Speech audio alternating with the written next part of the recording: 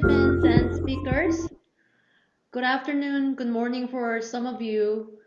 Welcome to the day 3 of online workshop on effective public governance and finance for disaster risk reduction, local resilience, and climate action, co-hosted by UNPOG, UNDRR, ONEAC and Getty, and Unitar Sifal Jeju. I'm Grace Lee, a program officer of Environment Program in Unitar Sifal Jeju, and I take it as my personal honor to be your host and moderator for the workshop. Before we begin, just a few quick reminders.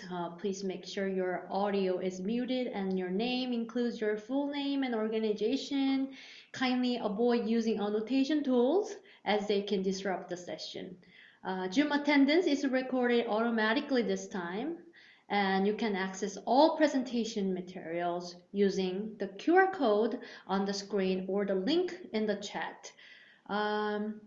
I would like to briefly explain our program before we begin. Today, we will focus on financing and implementation instruments essential to building resilience and addressing loss and damage in the face of this escalating climate crisis. The 2025 Global Assessment Report by UNDRR titled Resilience Pays, Financing and Investing for Our Future underscores how strategic investments in disaster risk reduction can break the cycle of disasters, debt, and humanitarian crisis. This flagship report highlights that proactive resilience building fosters sustainable development and economic stability. To set the scene for today, let's watch key videos that illustrate these insights. Direct economic losses from disasters totaled over $202 billion in 2023. But these are just the surface costs. Supply chain breakdowns, disrupted education, lost livelihoods add to the costs. When cascading impacts are included, the real cost balloons to $2.3 trillion. That's more than 2% of global GDP. For 61 vulnerable countries, extreme disasters strike more frequently than every 10 years, often triggering fiscal crises, and with no financial cushion, recovery stalls and long-term stability crumbles. But there is another path. Smart investments in disaster risk reduction. In Pakistan, one such investment, mangrove restoration, is delivering a 20-fold return. It has boosted incomes and saved millions in avoided damage. Disaster risk reduction isn't a cost. It's a smart investment. It saves lives, safeguards livelihoods, and secures prosperity for generations to come.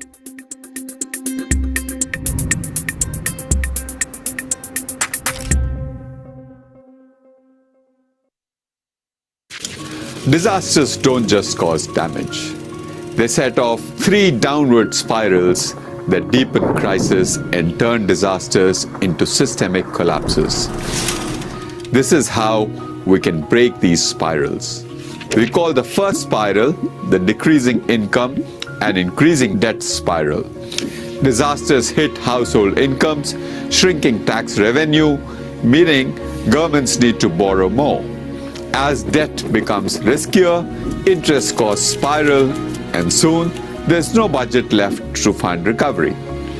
But by investing in resilient infrastructure and social safety nets, governments can consolidate macroeconomic stability and transform tomorrow's disaster losses into today's capital and economic growth.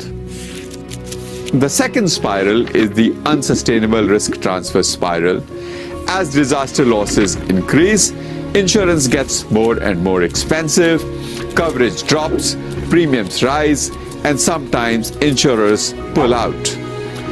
But innovative insurance products can incentivize risk reduction, lowering premiums and protecting local communities. The third spiral is the response repeat spiral. Disasters hit and aid flows in, but communities rebuild without addressing the underlying vulnerabilities, and the next disaster restarts the cycle. draining resources that could have funded prevention.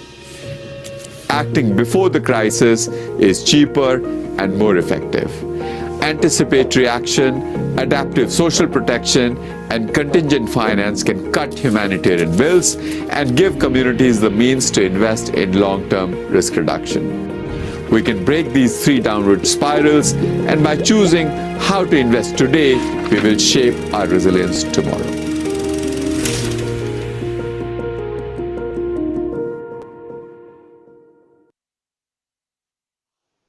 I hope this video deepened your engagement with today's topic. It really underscores that disasters are not inevitable and that informed investments can lead to a more resilient and prosperous future for all.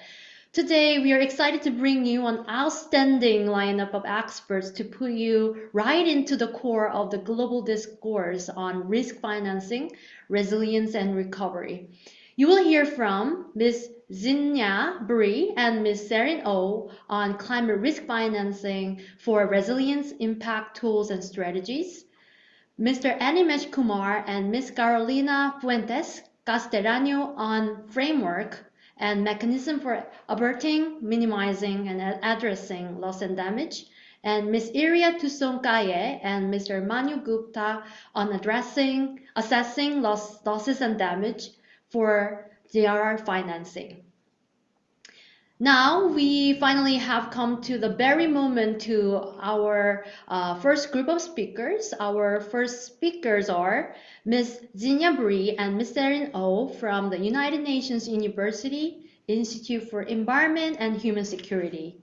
Ms. Zinya Buri is the team lead of the MC2 Climate Risk Finance Solution Team, and Ms. Serin Oh is a project associate in Climate Risk Finance and Policy. They will be presenting on climate risk finance for resilience, impact tools, and strategies. Together, they will bring deep expertise in designing and implementing financial tools that strengthen climate resilience in vulnerable contexts. You will have some time to ask questions after the lecture, so if you have any questions, please post them in our Zoom chat box. So let's warmly welcome Ms. Bri and Ms. So.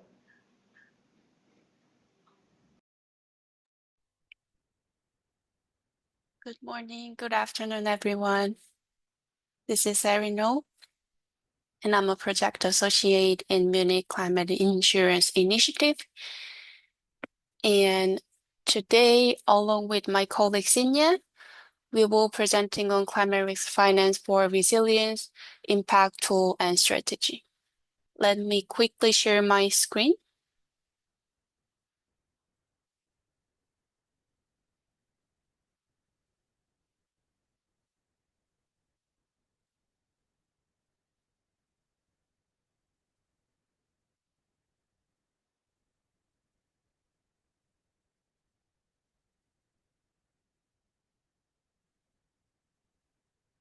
So here's a quick overview of what we will cover today. So we will start with the climate risk finance landscape, looking at current challenges and the need for action.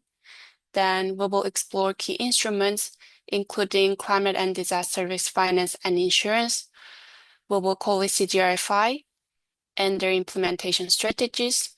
After that, we will look at real-world applications through case studies, and then we'll close with some key takeaways for moving forward. So let's look at the climate risk finance landscape. You may already heard about this from this workshop or even before, but I want to start with UNDRR's Global Assessment Report 2025. So according to the report, the global loss of the disaster costs are exceeding 2.3 trillion annually when we include indirect and ecosystem impacts. So this chart shows the cost of disasters, covering official, social, and environmental losses from 2000 to 2023 in billion USD term. So as you can see, overall, it shows constant increase in losses. However, the importance of early investment in disaster risk reduction and disaster finance remains overlooked.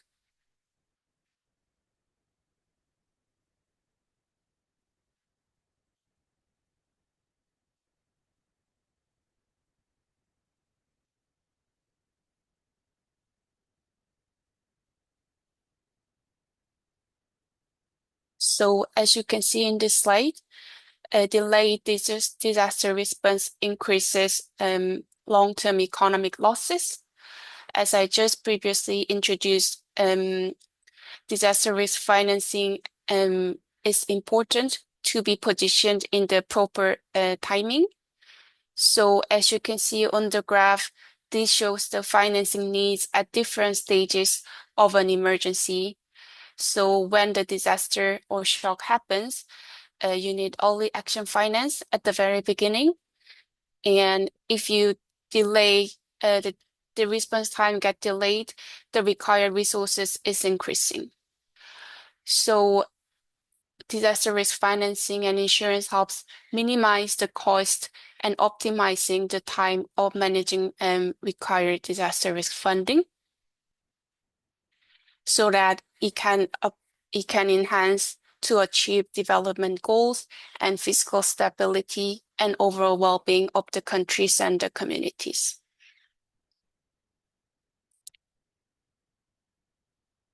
So as I mentioned earlier, climate disasters weaken a country's economy and ultimately fiscal capacity, especially in vulnerable countries. So one key reason is the lack of financial protection when disasters strike.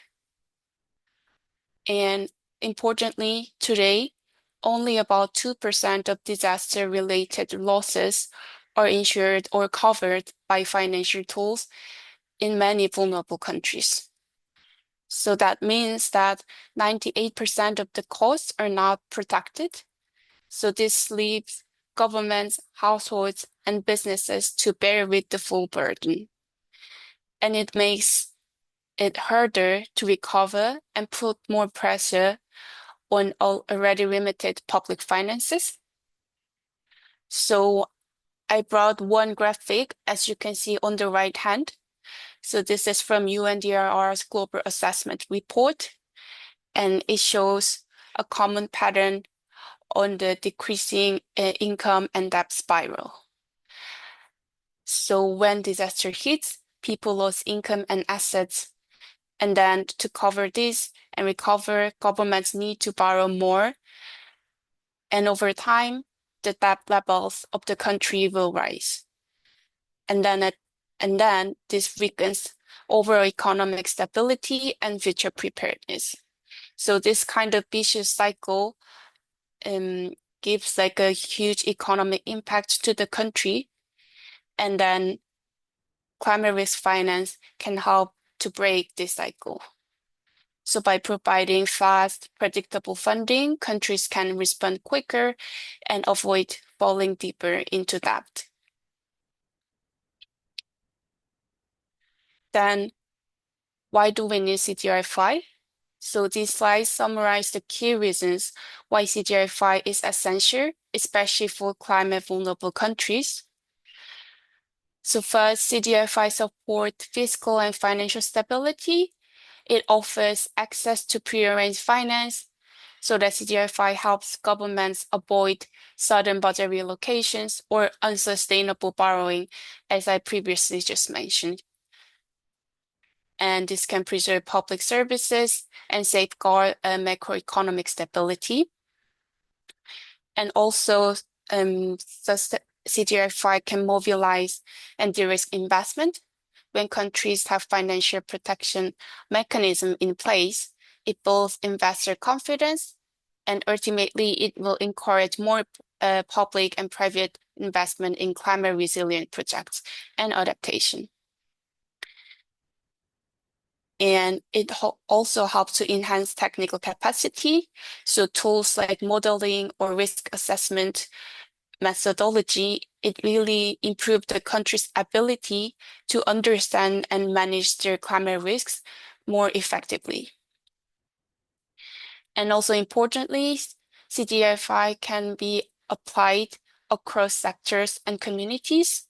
So it covers from agriculture, small businesses, to public infrastructure and vulnerable households. So it makes it like a powerful tool to support inclusive and comprehensive adaptation efforts.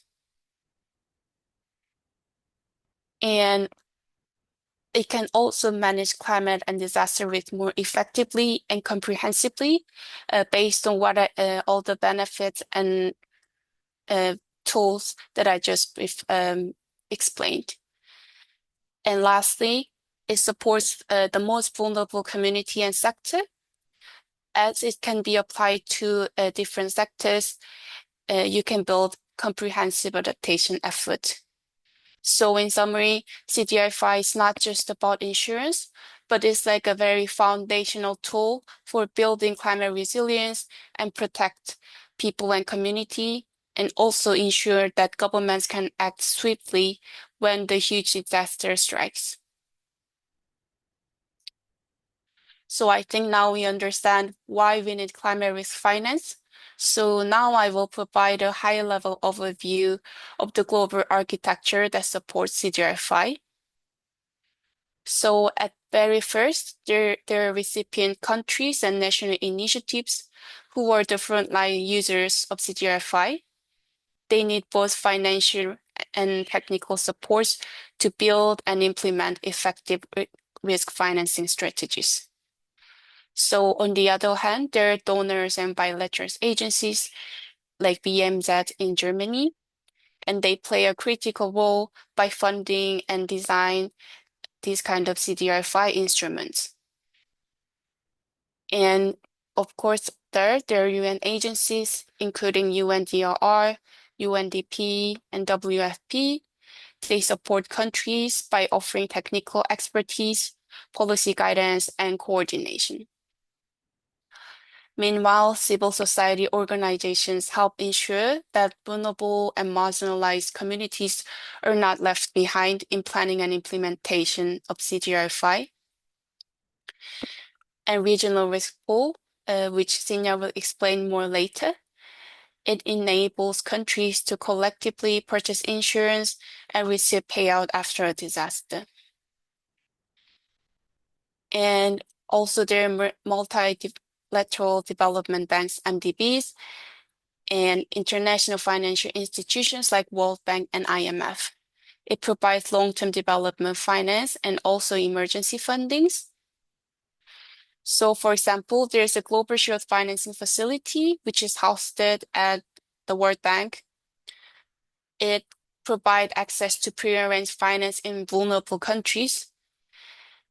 And there's IMF's Catastrophic Containment and Relief Trust. It also offers step service relief after disasters in vulnerable countries. And in MDB, for example, African Development Bank leads initiative like ACRIFA, which is like an climate insurance program within African region. It developed tailored insurance products for the specific region. And risk analytics provides support for technical elements such as risk assessment and modeling, which I explained in the previous sector. And finally, the private sector, including insurance company, reinsurance companies, and technical consultancy firms, they also play a key role in designing and also delivering these financial tools, often in partnership with governments and MDBs. So here, I want to highlight that this diverse ecosystem works interconnectedly to reduce the financial burden of climate risks. So now I'm handing over Sinja to introduce the key instruments. Over to you, Sinja. Thank you, Serene, and good morning, good afternoon to everyone. So in part 2 of our presentation, I'll talk about key CDRFI instruments. So CDRFI means Climate and Disaster Risk Financing Insurance. So I'll quickly talk about what the definition is, what ex ante and ex post approaches are, what different instrument categories we distinguish, and then also make the link to maybe another term you have heard, prearranged finance, and especially focus on the example of climate risk insurance. So just to start, what is climate and disaster risk financing insurance?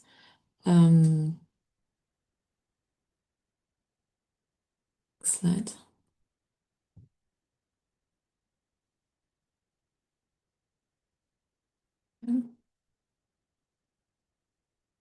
Yes. So CDR5 refers to all types of financial instruments and strategies that aim to improve the financial preparedness and resilience of individuals and societies. So we're looking at different levels against climate risks, climate and natural hazards. The central goal is really to assist more rapidly and more reliably when a disaster strikes by using different instruments that we'll touch upon. And of course, the main objective behind that is then to protect livelihoods and development. So we can go to the next slide.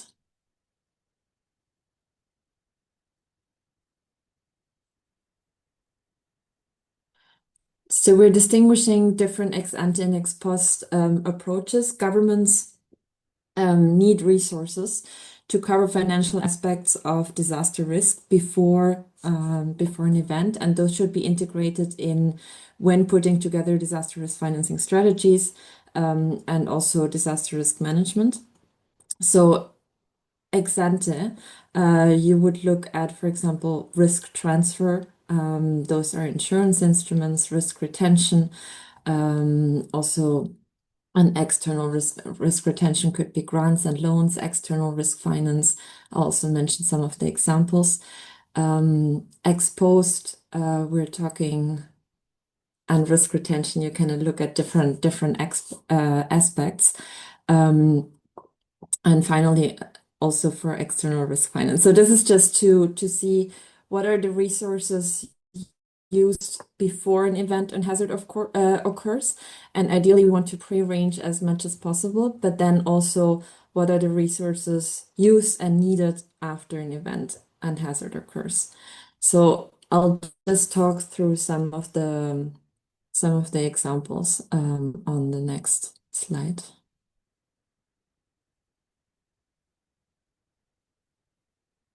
So what we distinguish when we talk about CDRFI instruments, risk transfer solutions, as I mentioned, is often mostly insurance. So you can talk about different levels of insurance, sovereign level insurance, middle level insurance, for institutions, for corporations, for businesses, and I'll give some examples later. Also insurance for individuals and communities, that would be micro level insurance. Insurance for public assets would be included here for risk transfer solutions. For natural resources, and to some extent, catastrophe bonds would also be counted under risk transfer instruments. Now, for risk retention, the instruments we're looking at here, those would be government revenue, budget allocations. This also includes contingency funds and reserve funds, extra budgetary funds, and taxation would be something to be looked at in risk retention.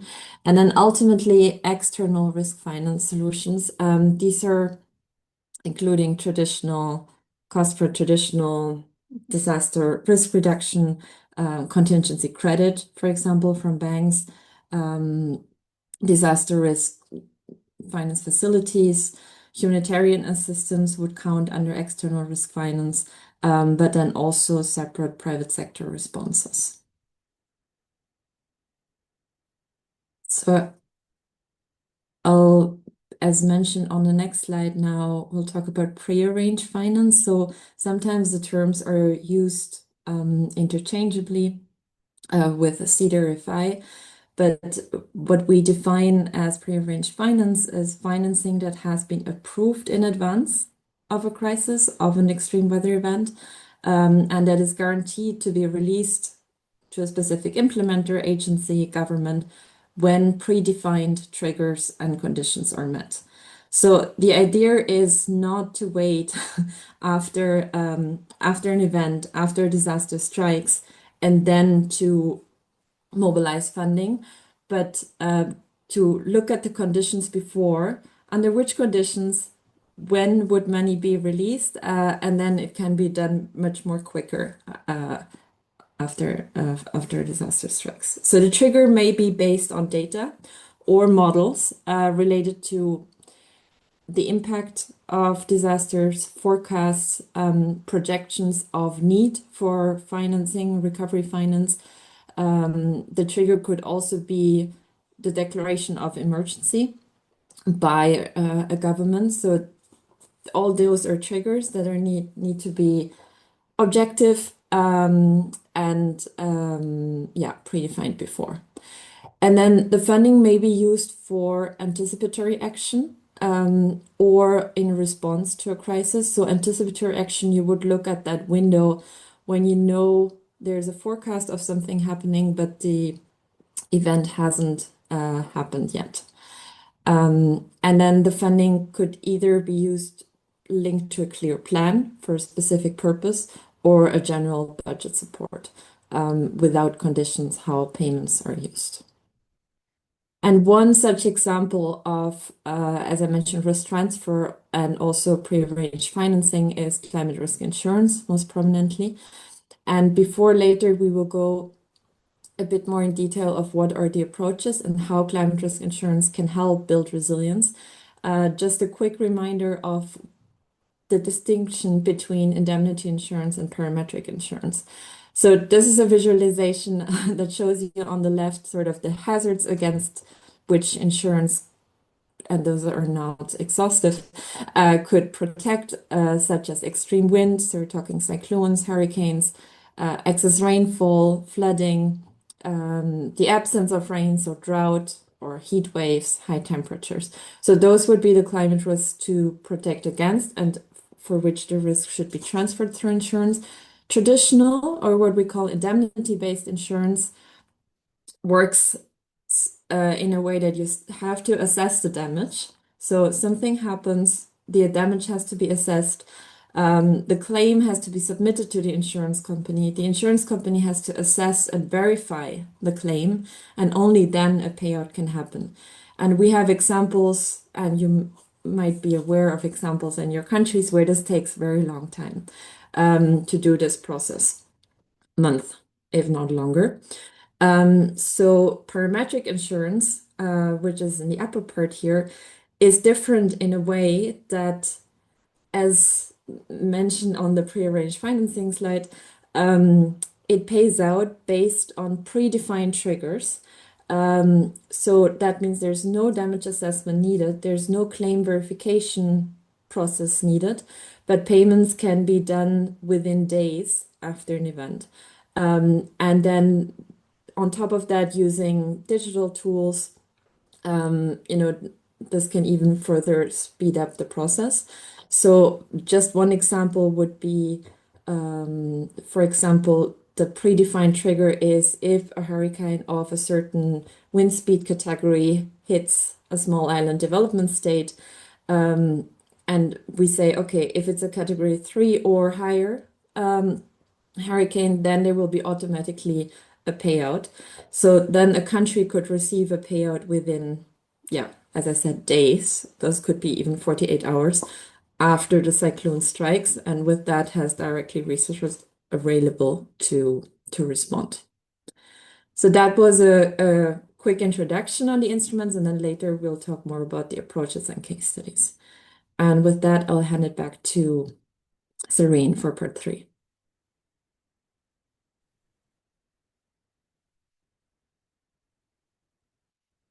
Thank you, Xenia. I think Xenia really well explained about the climate risk insurance and other instrument tools. So here I want to explain how to apply the CDFI elements in a strategical way. So here we are learning how to manage climate risk more effectively. So first, let's look at how should we manage it. So this slide introduced the Integrated Climate Risk Management, or ICRM approach. This is a holistic way for government, businesses, and communities to manage growing climate and disaster risks. So ICRM expands on traditional risk management by adding a crucial phase and emphasizing financial resilience, especially some tools like insurance. So as you can see here, it includes 5 interconnected phases, so all of which can be developed in parallel, and it requires continuous stakeholder collaboration. So let's briefly walk through them. As you can see on the right graph, the first one is prevention. It focuses on reducing risks before they happen, so through resilient infrastructure or land use planning or building codes and nature-based solutions. And secondly, there is retention and transfer. It recognizes that not all risks can be avoided, so this phase manage remaining risks through some instruments like insurance and social protection, so that it can help countries absorb shocks and recover without major economic setbacks. And third is preparedness. It ensures institutions and communities are ready through early warning system or contingency plans and training. And fourth phase is response.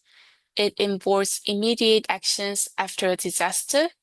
So for example, emergency services or humanitarian aid, these kind of instruments can restore basic systems.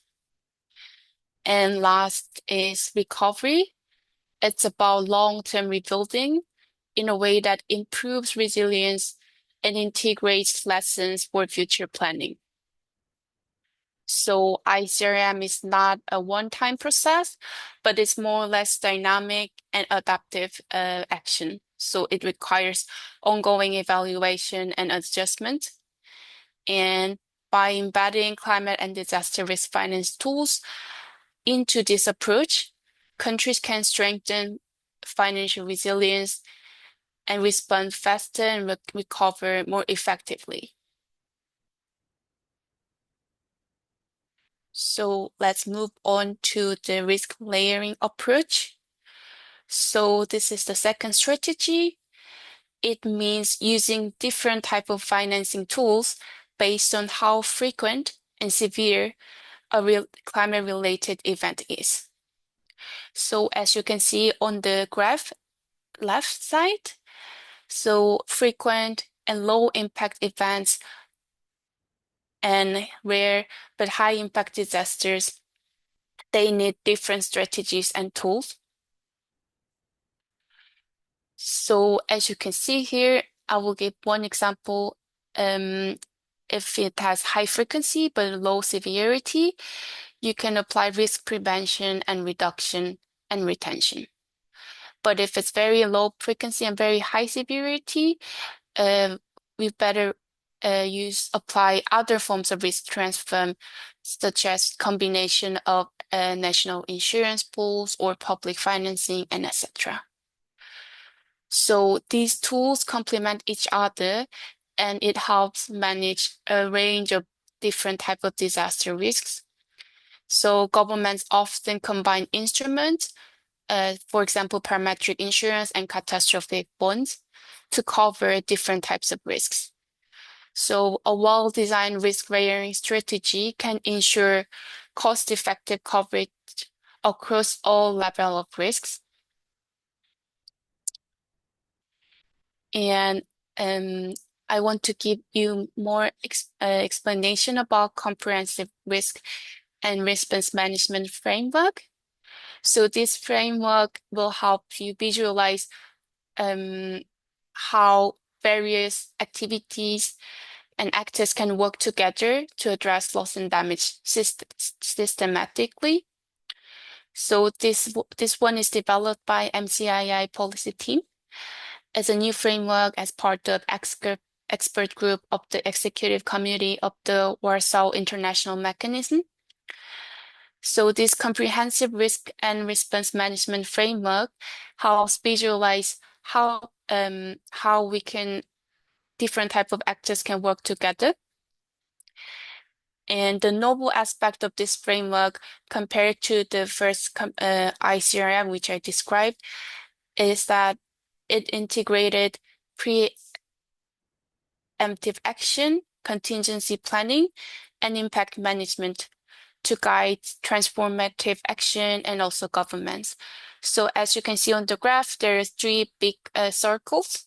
So we try to map all the relevant actions into the most relevant circle, and then see which are overlapped and how they can be interconnected together. So it aims to inspire and empower different actors, and then be more strategic in terms of building their risk management strategy. So let's move on to the other aspects. So as a last part of strategy, I want to highlight that when designing effective disaster risk finance strategies, there are more aspects to consider. So first is timeless. So post-disaster funds need to be available at the right time. So for example, for emergency relief, immediately after the disaster, and later for reconstruction. And delays in access can lead to a bigger losses, as I previously mentioned. And next is cost. Of course, the affordability of capital matters. So countries need to be able to access funding, not only for emergency response, but also for long-term investment in risk reductions. Third is disbursal mechanism. So funding must be released through the system that are transparent, accountable, and efficient. So it will ensure that money reaches those who need it quickly and fairly. And we also need to consider risk layering, which we just discussed. And risk information is another pillar. Countries need reliable data on hazards, exposure, and vulnerabilities. So this supports better planning, pricing, and also targeting of financial instruments. Lastly, risk ownership must be also clearly defined. It is important to establish who holds the responsibility for covering disaster costs. So whether it's national or is it subnational, or is this be provided from donors or private sectors? So without these clear rules, recovery can be delayed, and ultimately it will disincentivize people to invest in climate risk finance. So from here, I'm handing over to Zinja. Over to you, Zinja. Thank you. And I see there are some questions already in the chat on climate risk insurance. I think there is a Q&A part at the end, but I'll try to maybe respond to some of them also in the session now.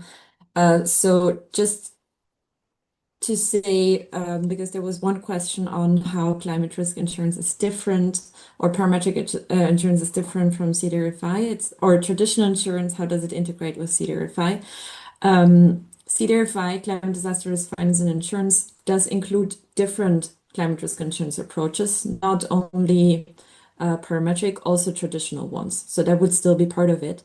And we just wanted to highlight sort of the benefits of parametric insurance. In general, also just a note that climate risk insurance is not the only tool. It can never be the only solution neither, right? It needs to be integrated into different disaster risk financing strategies and into comprehensive risk management. So insurance alone will not be the solution, but I'll talk a bit about limitations later as well. I'm I explained earlier what climate risk insurance is, so now I want to talk through different approaches of applying it at different levels. I quickly touched upon, you could have insurance at the macro level, at the meso level, at the micro level. So I'll go through these levels now and give you examples of what already exists. So on the next slide, in the first case study, we'll talk about macro level approaches. How that works is a government, sovereign at the sovereign level, would take out climate risk insurance.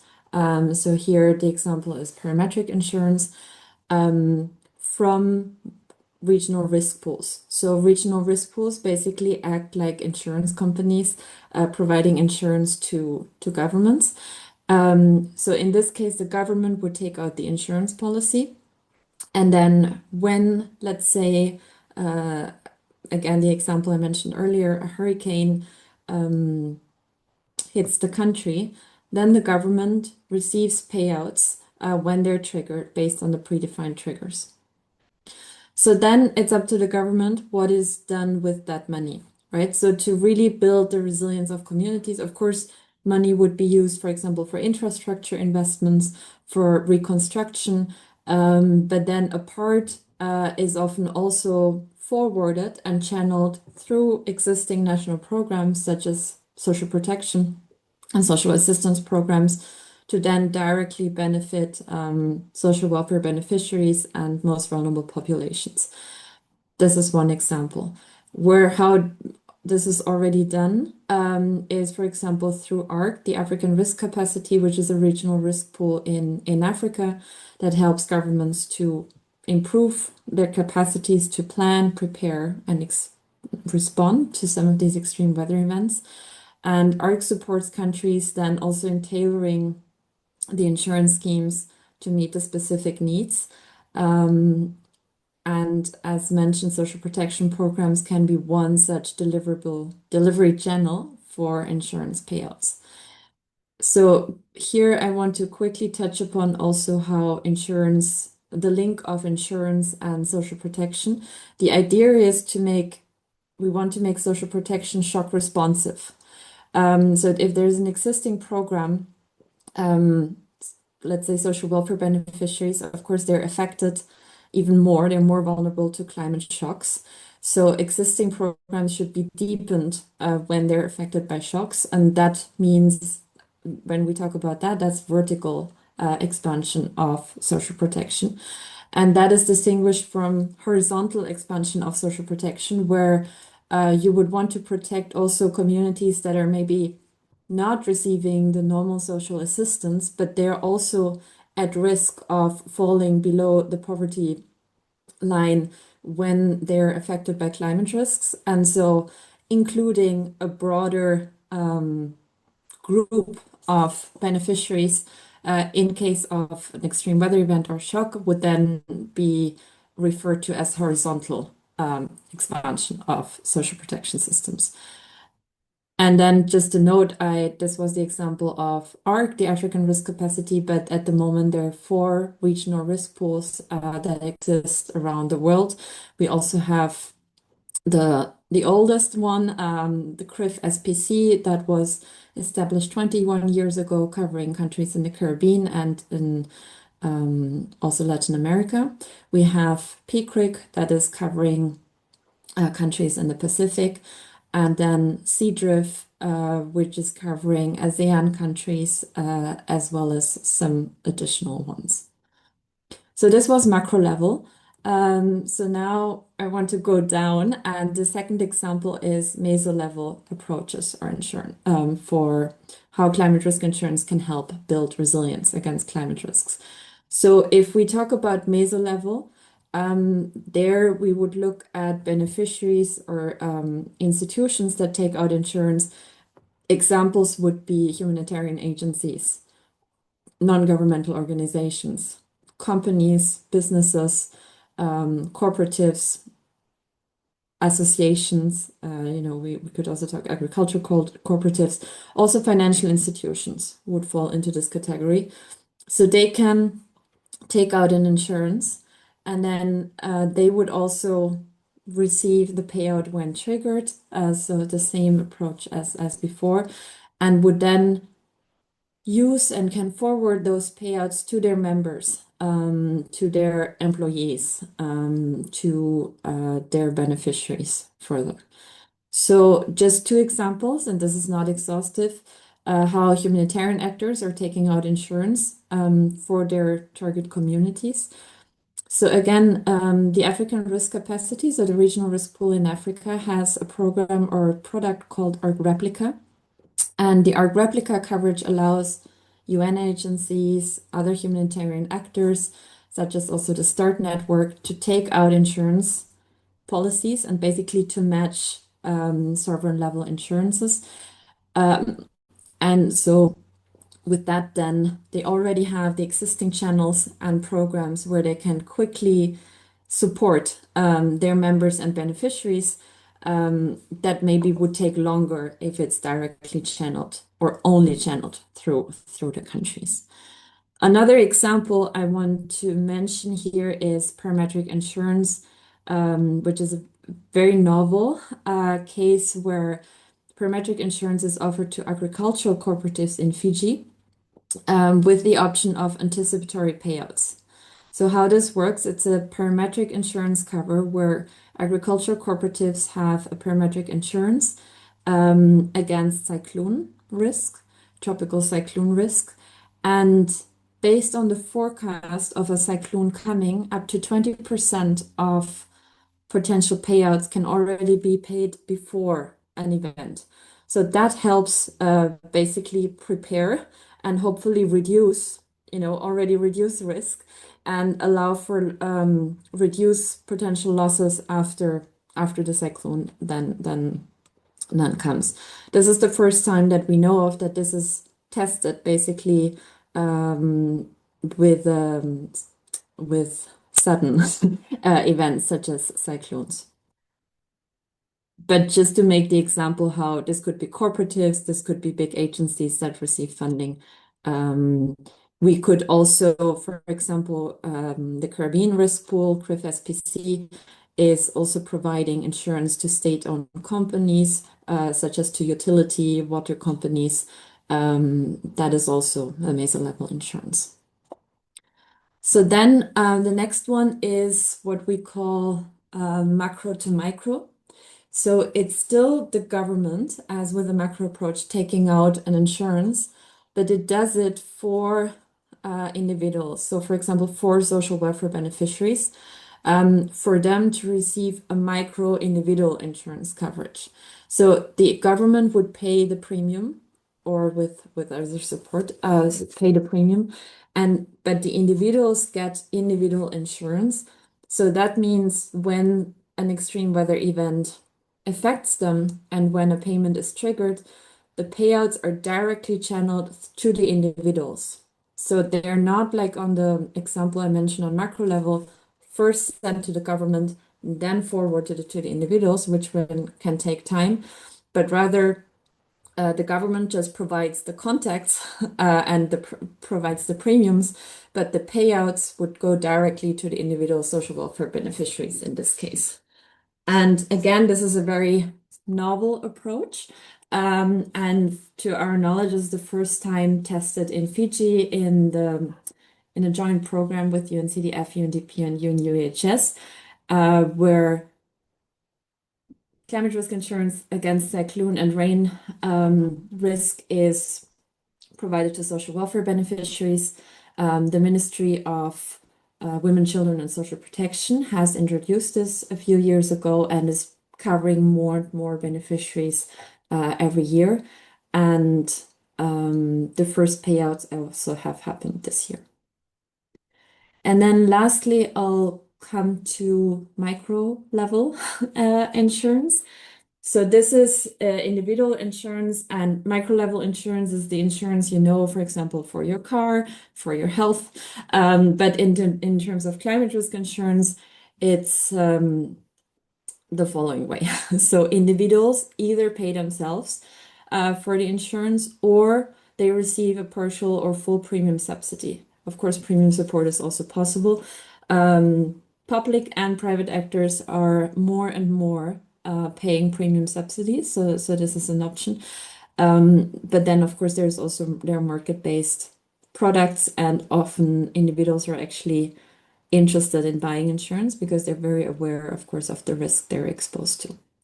So in that case, an individual buys an insurance company, buys an insurance policy, and then once the insurance company issues policies to these identified individuals, and the individual beneficiaries receive then payouts when they're directly triggered. So two examples I would like to mention here. One is a project, the Climate Risk Adaptation and Insurance in the Caribbean project, implemented by CRIF SPC, so that's the Caribbean Risk Pool and MCI, to develop the Livelihood Protection Policy, or LPP. So the Livelihood Protection Policy is an individual insurance coverage to protect farming and fishing communities in the Caribbean, currently in 5 countries in the Caribbean. And what is unique here, so you have these micro insurance pilots already starting all around the world, and you might all be aware of products in your countries. But what is new here is that a regional risk pool that usually provides sovereign level insurance is working on a model and has developed a model for individuals, which is derived from the macro insurance model. And then it offers that product to any local insurance companies that would like to offer it. So CRIF just develops the product, and then insurance companies can offer it to individuals and beyond the countries that are currently covered.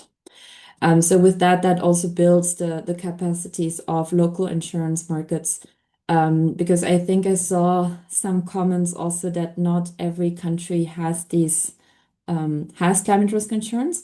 That's true. But also programs such as this one and others work actually to build the capacities and to build the markets also where they haven't been established before. So that leads me to my other example here. Parametric insurance in the Pacific, introduced by PCAP, the Pacific Insurance and Climate Adaptation Program. So before this program, there was no micro level climate risk insurance product in any Pacific country, Pacific Island country. And the program helped build, working with local insurance companies, to introduce the first ever microinsurance products for farming communities, fishing communities, and other vulnerable communities. And right now, in different countries, products are actually in the market. Amongst them Fiji, Vanuatu, Tonga, Samoa, and Papua New Guinea, and others are being added, and the first payouts have happened there as well. Before we come to the key takeaways, I just want to quickly touch upon also again on the limitations of climate risk insurance. So as I said, we are not saying it's the only solution. It needs to be embedded in the toolbox of risk finance solutions. So what parametric insurance has is is called basis risk. Basis risk means because the payouts are done based on the predefined triggers, there's no damage assessment, there's no loss or damage verification before payment is done. That means that potentially someone could receive a payout although they didn't have a damage, or the other way around. They might not receive a payout although they had a damage, because the data and the triggers are monitored on regional level, on district level. And of course, the damages are not always the same for everyone in one district or region. So the models are getting better and better to minimize basis risk, but it's still there, and you should be aware when talking about climate risk insurance. It's not applicable for all types of risks. Serene earlier talked about risk layering. So that's always good to look at a risk layering approach to see which different tools need to be combined. It doesn't directly prevent or reduce the likelihood and damage of risk or of climate risk. So disaster risk reduction is still important. And of course, I heard a term like it's good to invest to save money, right? To invest in risk reduction to save money by minimizing the risk for losses and damages afterwards. There is, of course, also the potential for uninsurability with the ever increasing frequency and severity of extreme weather events happening. That is a risk that needs to be considered as well. And insurance is also not always the most cost-effective tool. I also just want to highlight insurance is not a fundraising tool.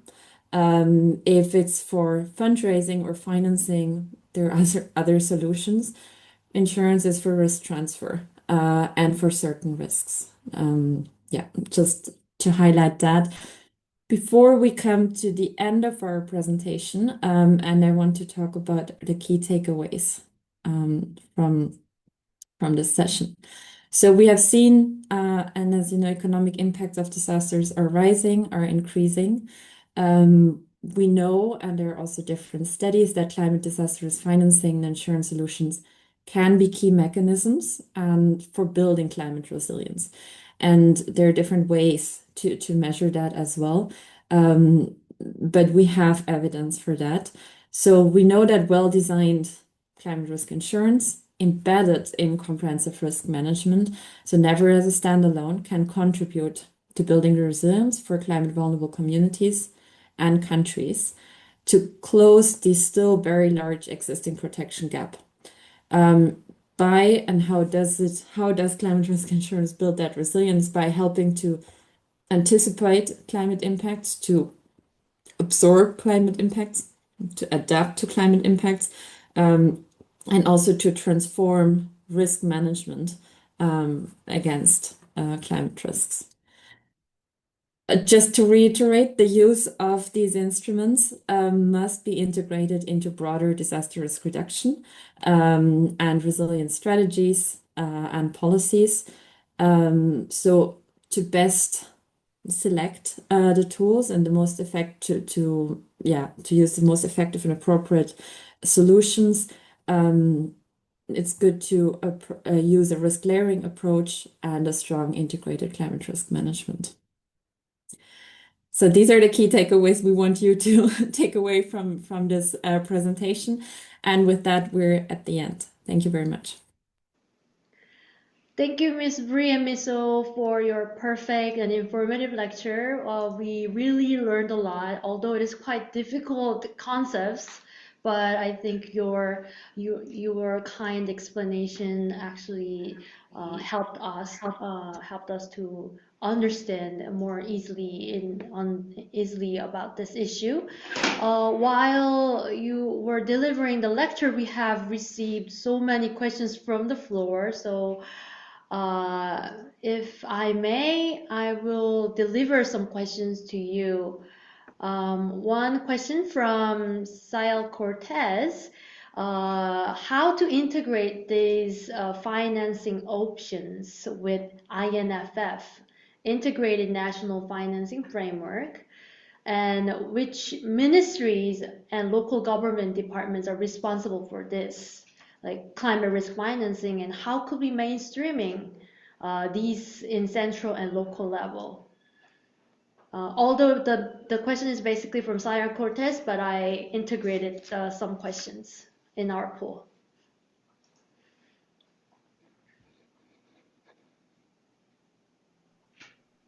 Thank you very much for the question. I think it's a really great one, and I can briefly answer to how to integrate CTRFI into INFF, and also how the government can actually apply and access to finance support.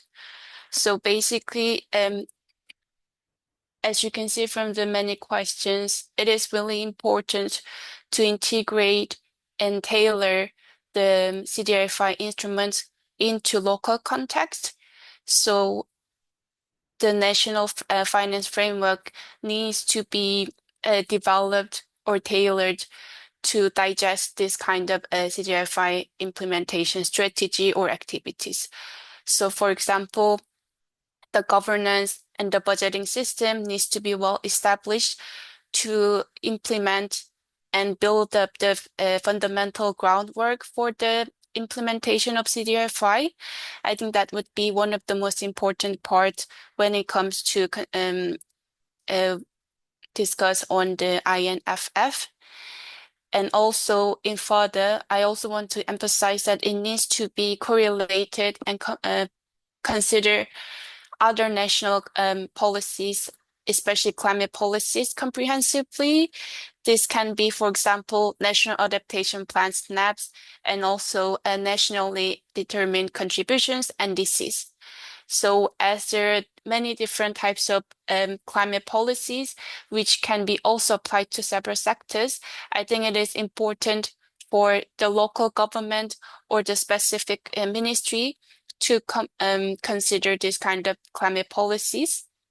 And also, when it comes to which ministries or which agencies need to lead this kind of initiative, I would say it really depends on the context and what kind of climate risks and what kind of sector or communities that the program want to cover and support. So for example, if you want to develop, if the country wants to develop agriculture insurance, then you have to, of course, connect with Agriculture and Ministry of Agriculture and also Ministry of Environment or Climate Change, because most of the times many countries have a focal point for climate funds or climate UNFCCC within Ministry of Environment or Ministry of Climate Change.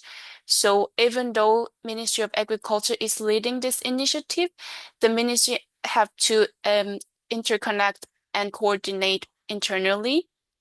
And last but not least, Ministry of Finance definitely needs to involve in this process. As I mentioned, for INFF, it is important to tailor the national governance and national budgeting system into this CDRFI plan. So Ministry of Finance really needs to involve in budgeting and governance process. Thank you, Miss O. It was very comprehensive at the same time, very detailed solution to our question today.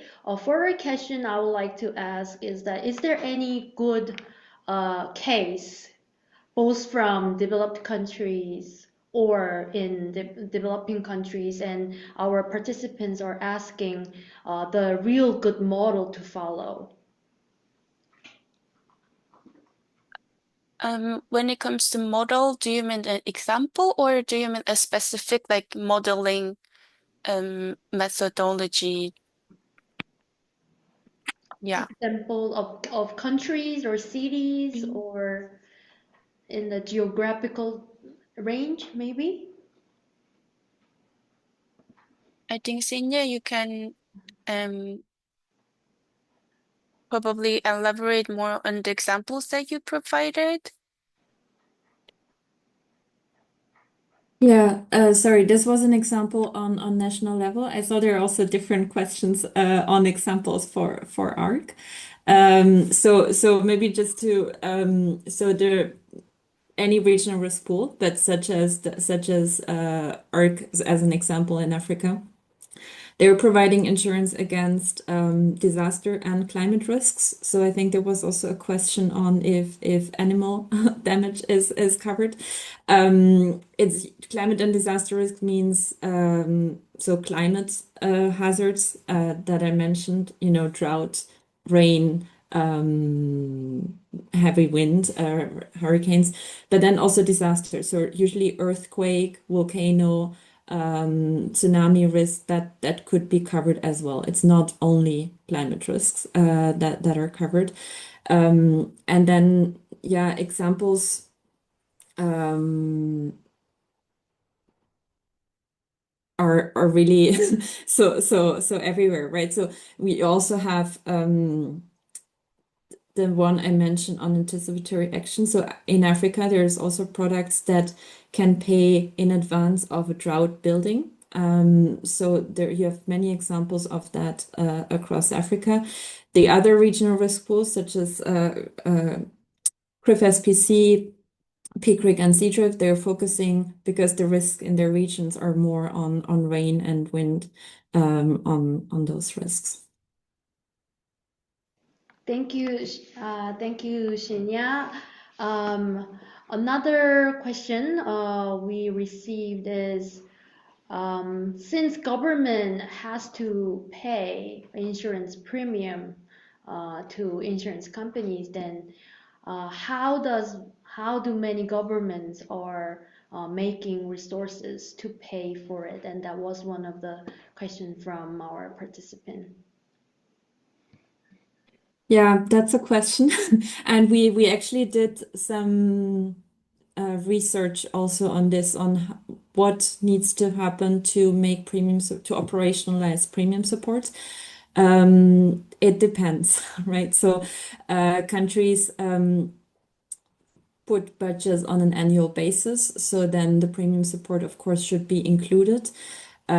Insurance policies are also done on an annual basis. So what the challenge is to establish sustainable systems with multi-year commitments so that it's not a new discussion every year who pays the premium support.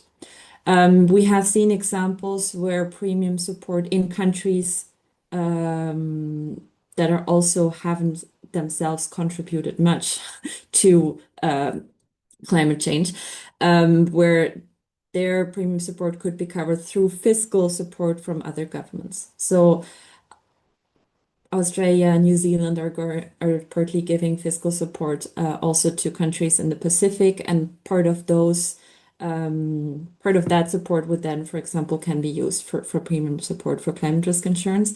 Maybe just to mention related, because there were also some questions on premium support on micro level for farmers and fishers. And then there was another question, how to convince people to pay. So two thoughts. We do studies. We interviewed also farmers and fishermen. And let's say not the poorest of the poor, but a farmer, they're often very willing to pay the insurance because they're aware of the risk. So it's not to convince people, because they know the damages and they know the risk that they have. So it's often not the case that we have to convince people. Now, of course, some cannot pay or afford insurance and should not pay if they're really amongst the most vulnerable communities, and their premium support comes in from different sources. So that can come from the government. There are private sector actors and foundations who are also providing premium support. Premium support has been a taboo topic maybe 20 years ago. Now it's much more considered, and donors are more and more allocating actually funds for this on different levels. What is just important is also how it's done, so that the beneficiaries at any level know that they're receiving premium support, to also value sort of what they're getting out of the insurance. That the targeting is done right? So we talk about vulnerable communities, but how is that defined? How do we tell the insurance company who should receive premium support and who shouldn't? So transparency, targeting. I mentioned earlier sustainability. So to look at longer term commitments, so that it's not a yearly discussion to renew, because that would be the worst if there's 1 year of coverage and then nothing. And then the ownership. So with ownership, I don't mean necessarily that the question of who should pay, but who should coordinate. And their national actors and governments have a key role to play to coordinate premium support at different levels in their countries. Thank you, Shinya. It was very very helpful solution and answer for our participants who were very into this matter. Maybe our final question to you and Sarin. Since our thematic focus for this workshop has been the localization of DRR, and there is a huge gap between central and the local level dissemination of this disaster risk reduction. So our last question will be, how can the CDRFI support achieving localization in DRR and CCA in the local level? Would you answer for that? Yeah, I think I can answer this question. I think I saw many questions related to localization and applying CGFI into a specific region or sector.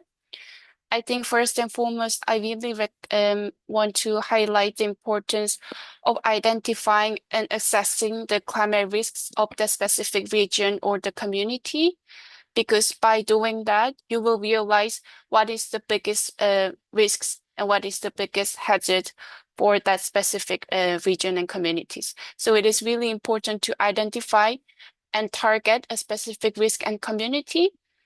And then based on that, we can identify, for example, if you find that drought is the biggest risk in that region, and if that region has like high risk in agriculture, then we can considering developing crop insurance covering drought risks.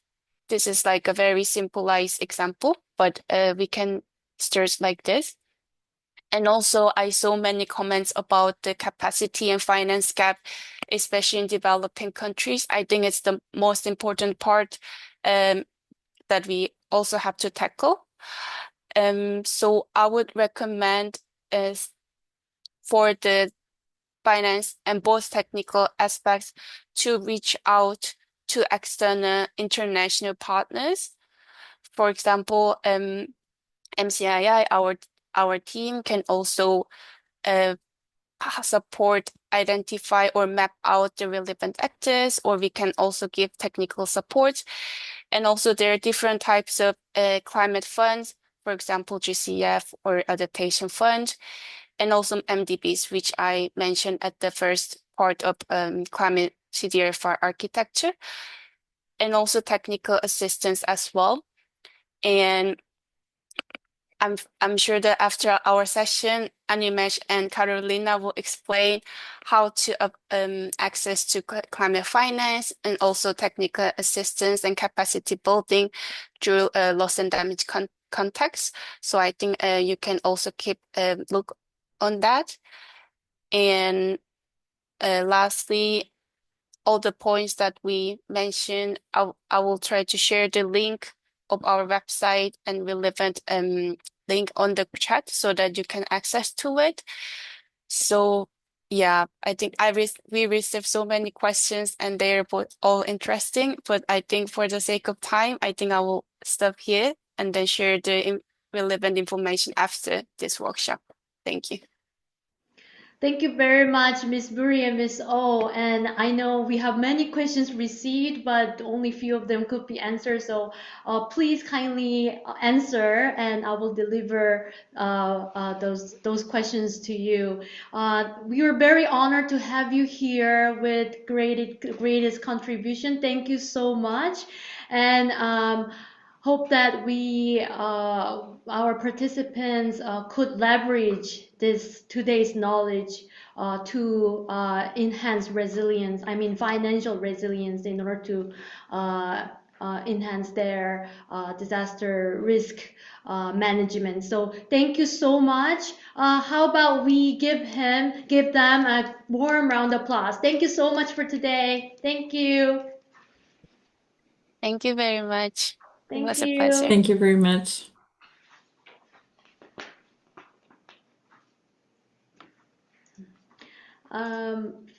Fellow participants, we will we will move on to our next thematic area.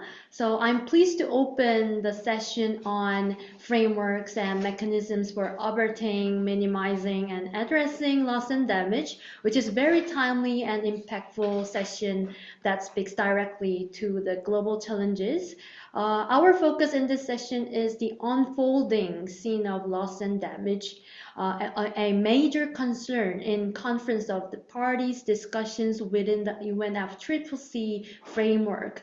The COP25 and COP27 to the UNFCCC reached a historic decision to establish the Santiago Network and the Fund for Responding to Loss and Damage.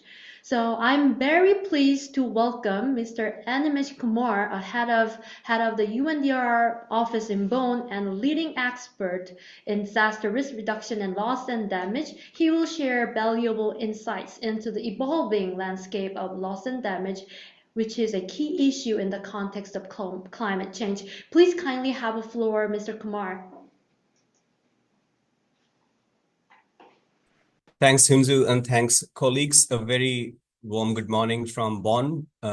It's very timely in terms of the event, but as well in terms of the discussion, because just this week on Monday, the subsidiary body meetings of UNFCCC and the Paris Agreement are meeting here in Bonn, what we call as the Bonn Climate Conference.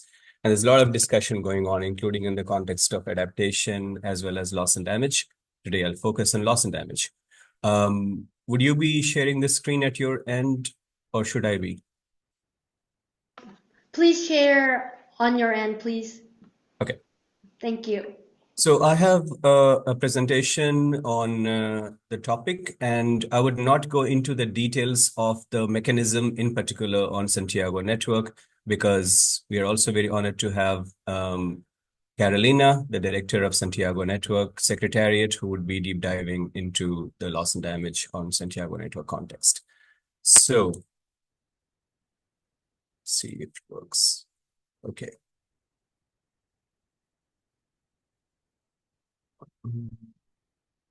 Are you seeing my slide, or are you seeing the notes page?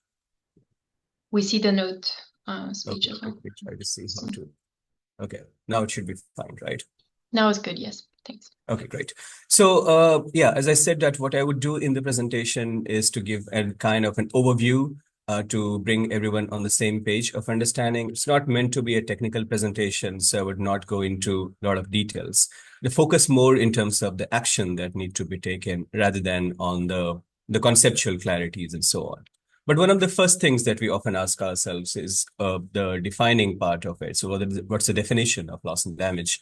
Or not the best way to start a presentation to this audience, but I wanted to start here because the key fact here is it does not really matter, because different approaches to loss and damage are there. What actually matters at the end is the impact of climate change across nations and countries and communities. So under the UNFCCC process, despite having been discussed for the last decade plus, we are actually reviewing now the Warsaw International Mechanism, having been established in 2013. There is no specific definition of loss and damage. It mentions loss and damage in context of extreme and slow onset events, but I will come to that in context of how it is being defined in other frameworks. But just to note that under UNFCCC, what it means by loss and damage is basically the impact in context of things which cannot be reduced by adaptation. So once the limits to adaptation are reached, we move to loss and damage. Now, we are also very much aware of the assessments, like the disaster loss and damage assessment, which also we call it the DALA, and also the post-disaster needs assessment, under which the losses and damages are defined in the context of loss of stock or the loss of flow. So basically direct losses or indirect losses. And that's how the PDNEs have been defining stock in terms of the infrastructure damages and so on, and flow in terms of the larger cascading flow into the economy. So that's another approach to loss and damage. In the Sendai Framework for Disaster Risk Reduction, for which we are the custodian organization as UNDRR, we have very specific, not only the definition, but also indicators to capture both losses and damages. Under losses, we have basically specific indicators, as you can see on the screen, and also damages, we also have very specific indicators.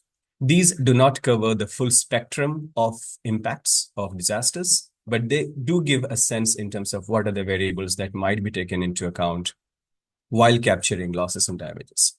I would want to add a word of caution that these are official indicators, by which we mean that these have been negotiated and adopted through a UN General Assembly resolution. So it doesn't go into a lot of detail, but then I'll come to it in terms of what are the data sources through which these can be captured beyond others. A key concept to also understand is in terms of the economic and non-economic losses. And I'm sure that many of us have been grappling with the concept and practice and the collection of data around non-economic losses. So economic losses is very well known. This is what we mean in terms of most of the losses. Anything which can be converted easily into monetary value is what we refer to as economic losses and damages. But things which cannot be easily converted to a monetary value, the intangible values. In fact, I have my own opinion that we should not even call them non-economic losses. For me, they are invaluable losses. This is where we talk about loss of lives. We talk about loss of culture, language, and so on, where we cannot just attach a monetary value, but they have a big impact on the human beings in general globally. So again, that's another concept just to keep at the back of the mind. Another thing to also mention is the slow onset event and extreme events. Now, again, we are very much familiar because we see them on a day-to-day basis in terms of extreme events. But when it comes to slow onset events, they, as the name suggests, are the slow cascading events which happens over time.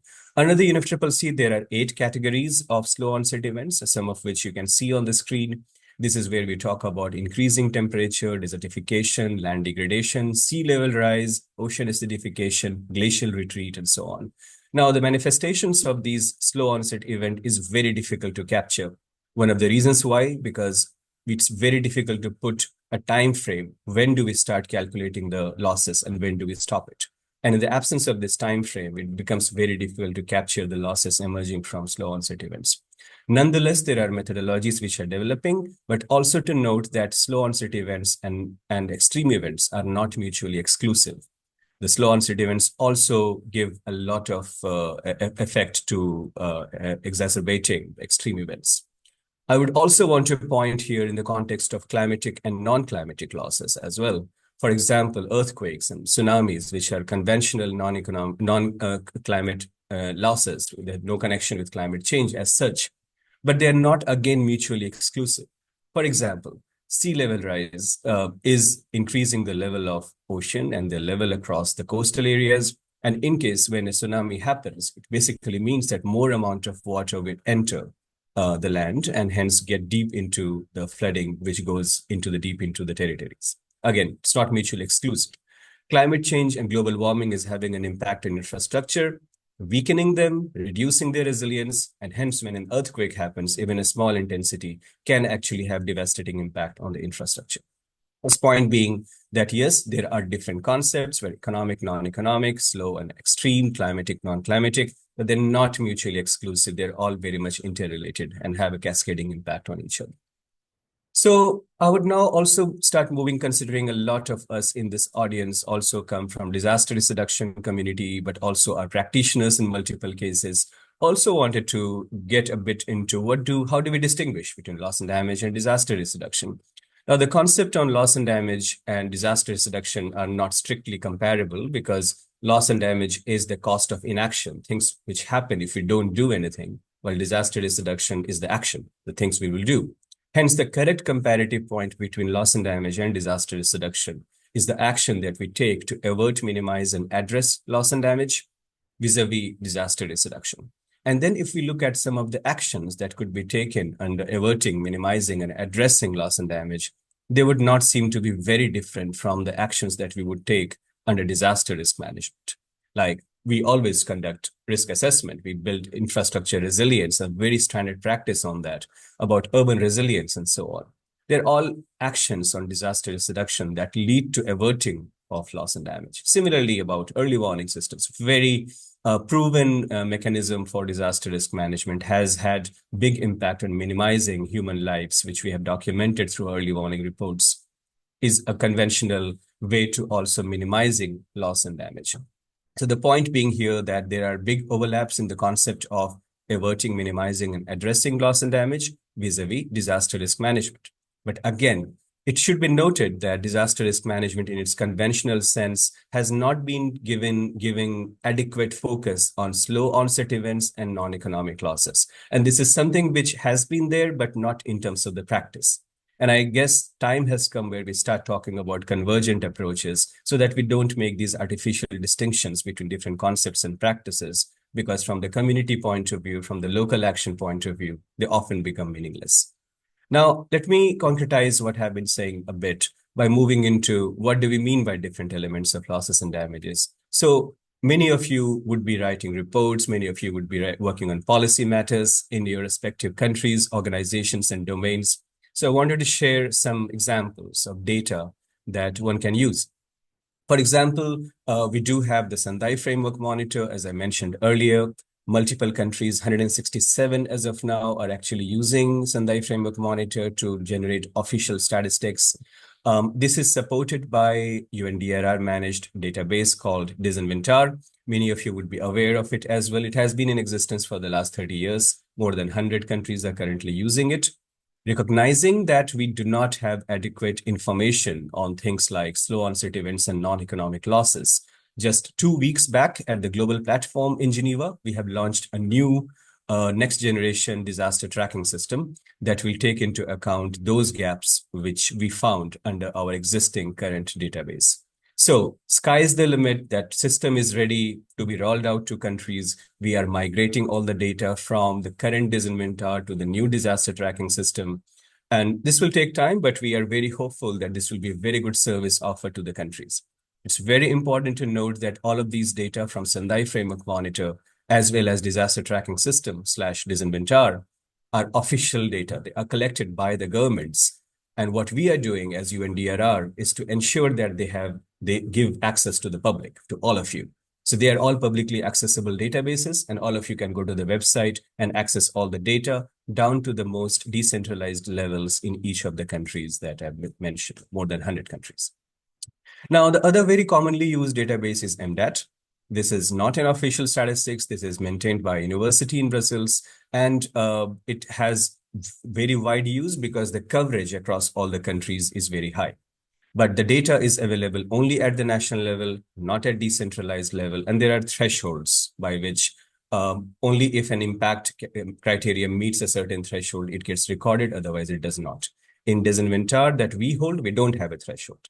So it helps community-centric local data collection because no matter what the level of impact was, it would be collected. There are many good examples from national efforts from the governments and counterparts who have maintained very good databases or developed one. I'm really a big fan of BIPAD in Nepal. I'm sure that some of you are from Nepal and would be using this database, which really captures full spectrum on risk management and the data. Indonesia DB is a very good example. Cambodia's CAMD is another good example, which started with Disinventar that UNDRR offered and then built upon them to make it much more sophisticated system.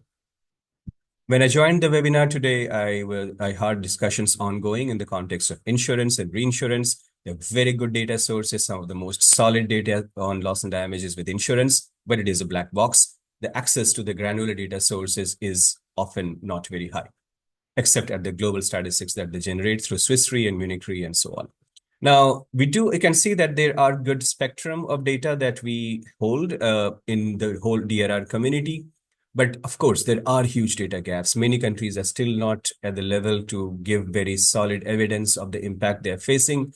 And why is it important in the context of loss and damage that if we don't have solid evidence on losses and damages in the countries, it is very difficult to prove the impact and hence access many of the facilities on loss and damage. So it's very important to know how much we lose through disasters and climate change, because if we can't know how much we lose, it's very difficult to demonstrate the funding needs to address them. And that's why data, I was really wanting to focus on it, not only in terms of the research and policy, but also practical purpose to access financing.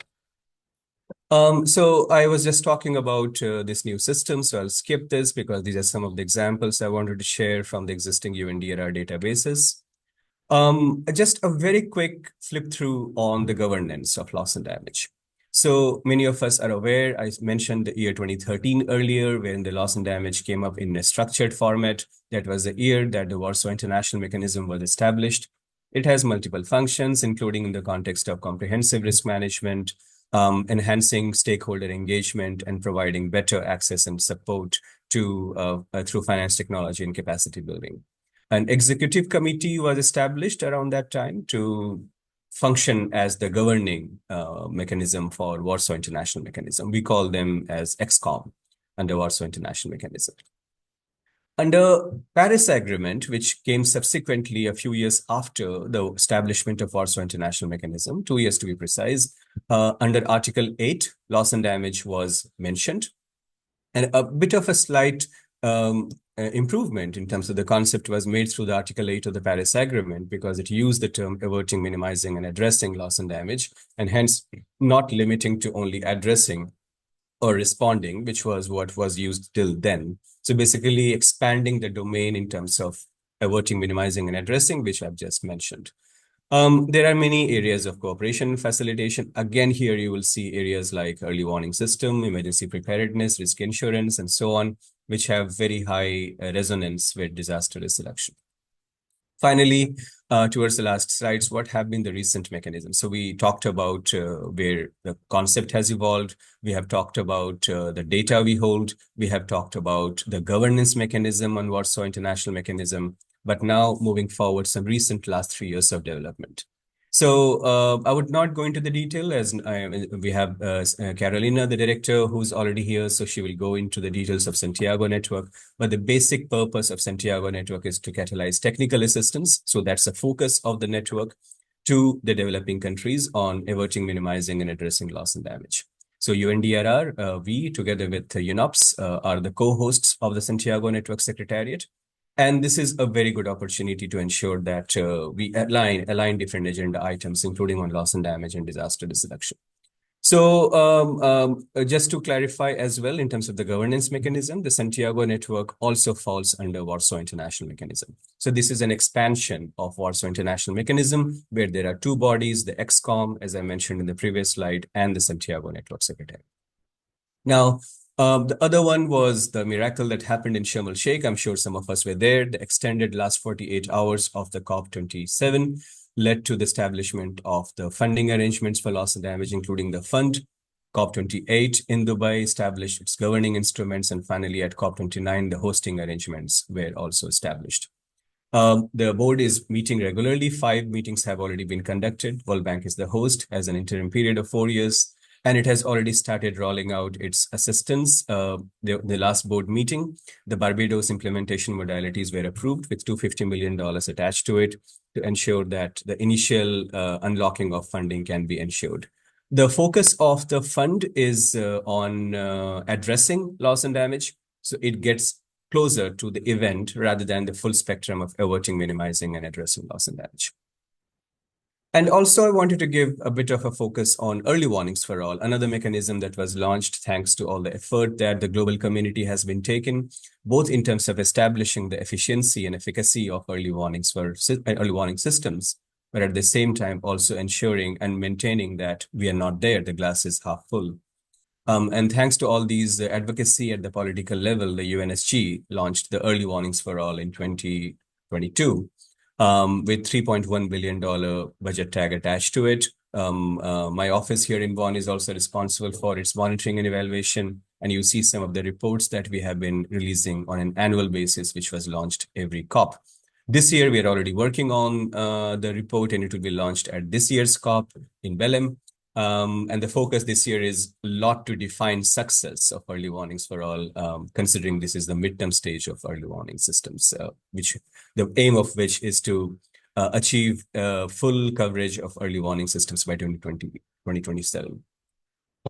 Finally, I would conclude by highlighting what I've been saying so far in the presentation is that there is a very strong need for us to break our silos and work across them in terms of ensuring that we don't fragment our efforts. One of the things that we are doing to do so is to ensure that risk as a language, as a concept, as a practice underlies everything that we're doing. And this basically means that we can approach risk management from a timescale point of view.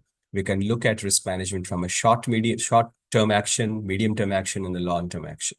Well, the short-term action would mean humanitarian action, medium-term action could mean disaster risk management, and the long-term action would mean adaptation. But the action follow a continuum. And this is what the concept is of comprehensive risk management, wherein we are ensuring that the planning processes in the countries, in particular the national adaptation plans and the disaster risk reduction plans, are as much aligned as possible. And we do so by offering a lot of technical assistance to countries. As many as 70 countries, all of them developing countries, are engaged in the process, and we are supporting them through a lot of tool and technical assistance so that countries converge in their thinking and hence implementation of resilience building measures through alignment of disaster risk reduction and climate change adaptation, thus averting, minimizing, and addressing loss and damage. So I'll stop there, and we'll be happy to receive questions as of now, or maybe after Carolina's presentation. So back to you, organizers. Thank you. Thank you, Ms. Kumar. We really appreciate the valuable knowledge and information you've shared with us. We know that you're one of the busiest figure in Bonn, and we sincerely thank you for your kind offer to stay for the Q&A session. Your time and generosity are truly appreciated. Let us express our collective gratitude with applause. So we are honored to welcome one more distinguished guest who is at the forefront of global efforts on loss and damage, Ms. Carolina Fuentes Castellano, Director of the Santiago Network Secretariat. As a key figure driving international cooperation and support for vulnerable countries heavily affected by climate disaster, she will bring invaluable expertise and leadership to this critical conversation. Let us warmly welcome Ms. Castellano.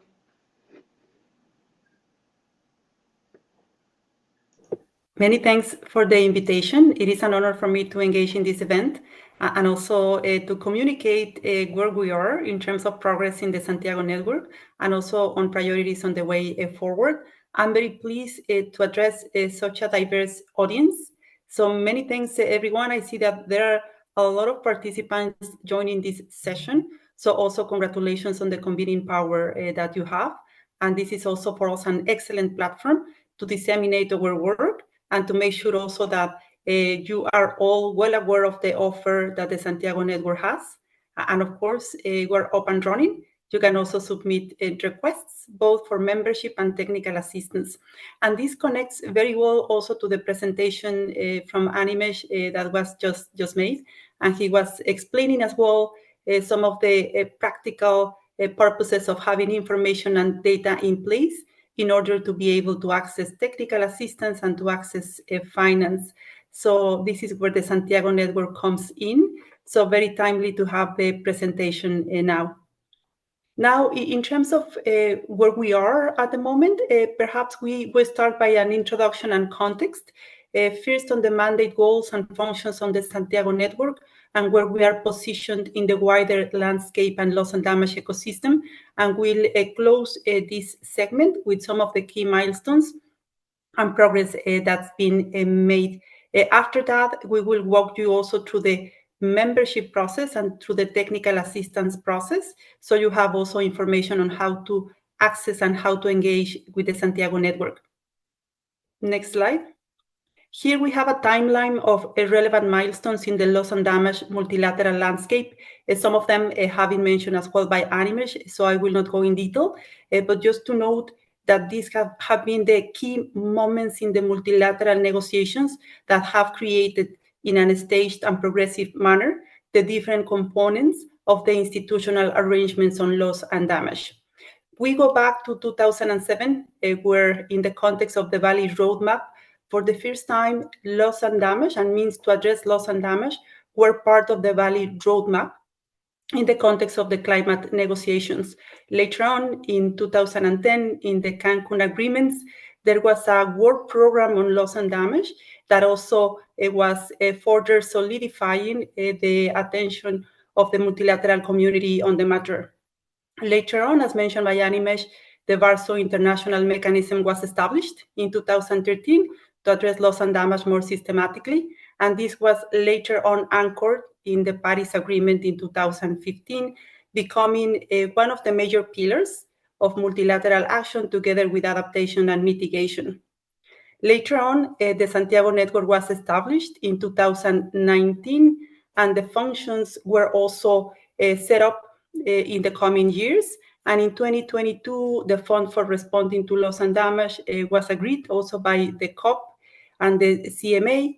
And in the case of the Santiago Network in 2023, the co-hosting arrangements were put in place, were proudly co-hosted by UNDRR and by UNOPS. So this is a timeline that created the different components of the multilateral architecture on loss and damage, namely the WIM Executive Committee, the Santiago Network also under the WIM, and the Fund for Responding to Loss and Damage. In that context, and we move to the next slide, let us zoom in to the Santiago Network. We have the mandate to catalyze technical assistance from organizations, bodies, networks, and experts to support developing countries in averting, minimizing, and addressing loss and damage at the local, national, and regional levels. And this is important as well because, as you can see, we cover the full spectrum of action on loss and damage. That continuum that Animesh was referencing is also covered in terms of technical assistance by the Santiago Network. And here we have the triad that we were referencing, the Executive Committee, the Santiago Network, and the Fund for Responding to Loss and Damage, all of us creating one ecosystem to provide a consistent and coherent response. Now, in terms of the functions of the Santiago Network, as mentioned, our key mandate is to catalyze demand-driven technical assistance. We have also functions that are relevant for technical assistance in terms of advancing the implementation of the BARSO international mechanism, supporting a wide variety of topics relevant to averting, minimizing, and addressing loss and damage, promoting collaboration and coherence. We also have a role to play when it comes to enhancing access to knowledge and information, and enabling access to finance, technology, and capacity building. Next. This is how we're structured to deliver our mandate. We receive guidance from the Conference of the Parties to the Climate Convention and the Paris Agreement. This is also implemented under the oversight of the advisory board that is composed of 14 members and 3 representatives. We have a secretariat that oversees the day-to-day operations of the Santiago Network for us to do the matchmaking process between the technical assistance request coming from within developing countries, here on the left-hand side, and the members to the network on the right-hand side. We do that matchmaking, so proponents of technical assistance in developing countries can receive the best support from among our members. Next slide. Now, in terms of the progress that's been achieved to date, I'm also very proud to note that all the operational guidelines for us to provide technical assistance are in place. Those were adopted by the board over 2024. The first members to the network have been welcomed, and now we have 54 members. Also, the first request for technical assistance has been successfully matched with support by 4 members of the Santiago Network. This is a request coming from Vanuatu, and we expect many others to come from different regions. We are also engaging actively with national liaisons to the Santiago Network and with other relevant actors in the ecosystem, such as the Executive Committee of the WIM and the Fund for Responding to Loss and Damage. Last but not least, very recently our board adopted a decision on regional presence that will enable also the Santiago Network being closer to developing countries and to potential proponents, and we are continuing with secretariat recruitment. Next. Now, in terms of the priorities on the way forward, we have 3 major priorities. The first of them, the institutional strengthening of the Santiago Network through the recruitment process, a regional presence, and also work on the strategy of the Santiago Network.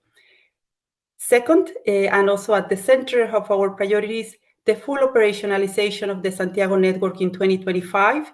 We are on a good track with the request from Vanuatu that's been successfully matched with membership from the network. And also we are up and running to receive additional requests of technical assistance. This session in itself is also intended to disseminate our offer so we can receive more technical assistance requests. And lastly, resourcing and positioning of the Santiago network. Those are our three major priorities for this year. And on this note, we closed this section and we move now to more specifics in terms of the technical assistance that we provide. And after that, we'll walk you through the membership process. On that note, let us move to the next slide. We have, as mentioned, we have the guidelines that have been approved for technical assistance. These guidelines are the ones that inform and guide the technical assistance process. Some of the key features is that this process is demand-driven and country-driven, and also takes into account the needs of vulnerable people, indigenous peoples, and local communities. The guidelines which are relevant for technical assistance are listed here. Those are guidelines for responding to requests for technical assistance, the guidelines for managing funding, and also the guidelines on conflict of interest. We invite you to visit the guidelines. The links are in the presentation that will be shared with you all. And we have this also translated to Spanish and to French, so you can have them in 3 different languages. For us, it's important also to reach out to as many communities as we can. So please visit our guidelines. They contain the templates as well to submit technical assistance requests. Next. Now, I was just noting how important it is for technical assistance to be demand-driven and country-driven. In this respect, decisions from the COP and the CMA invite parties to nominate a national liaison to the Santiago network. The role of the national liaisons is of utmost importance because they are the point of communication with the Santiago Network Secretariat. They receive information from us, and also they are the ones that communicate the national country-driven process that will be applied for the consideration of technical assistance request.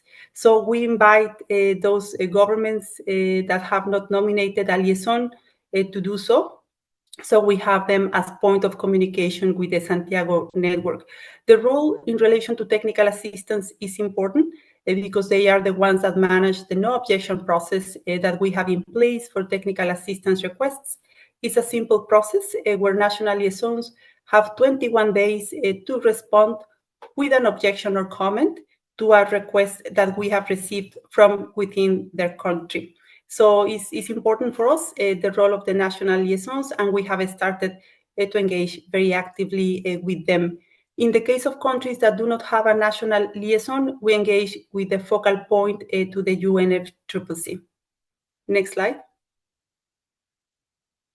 Now, in terms of who can request technical assistance, here also this is important because the guidelines that the Santiago Network has in place allow for a wide variety of actors to request technical assistance and become proponents.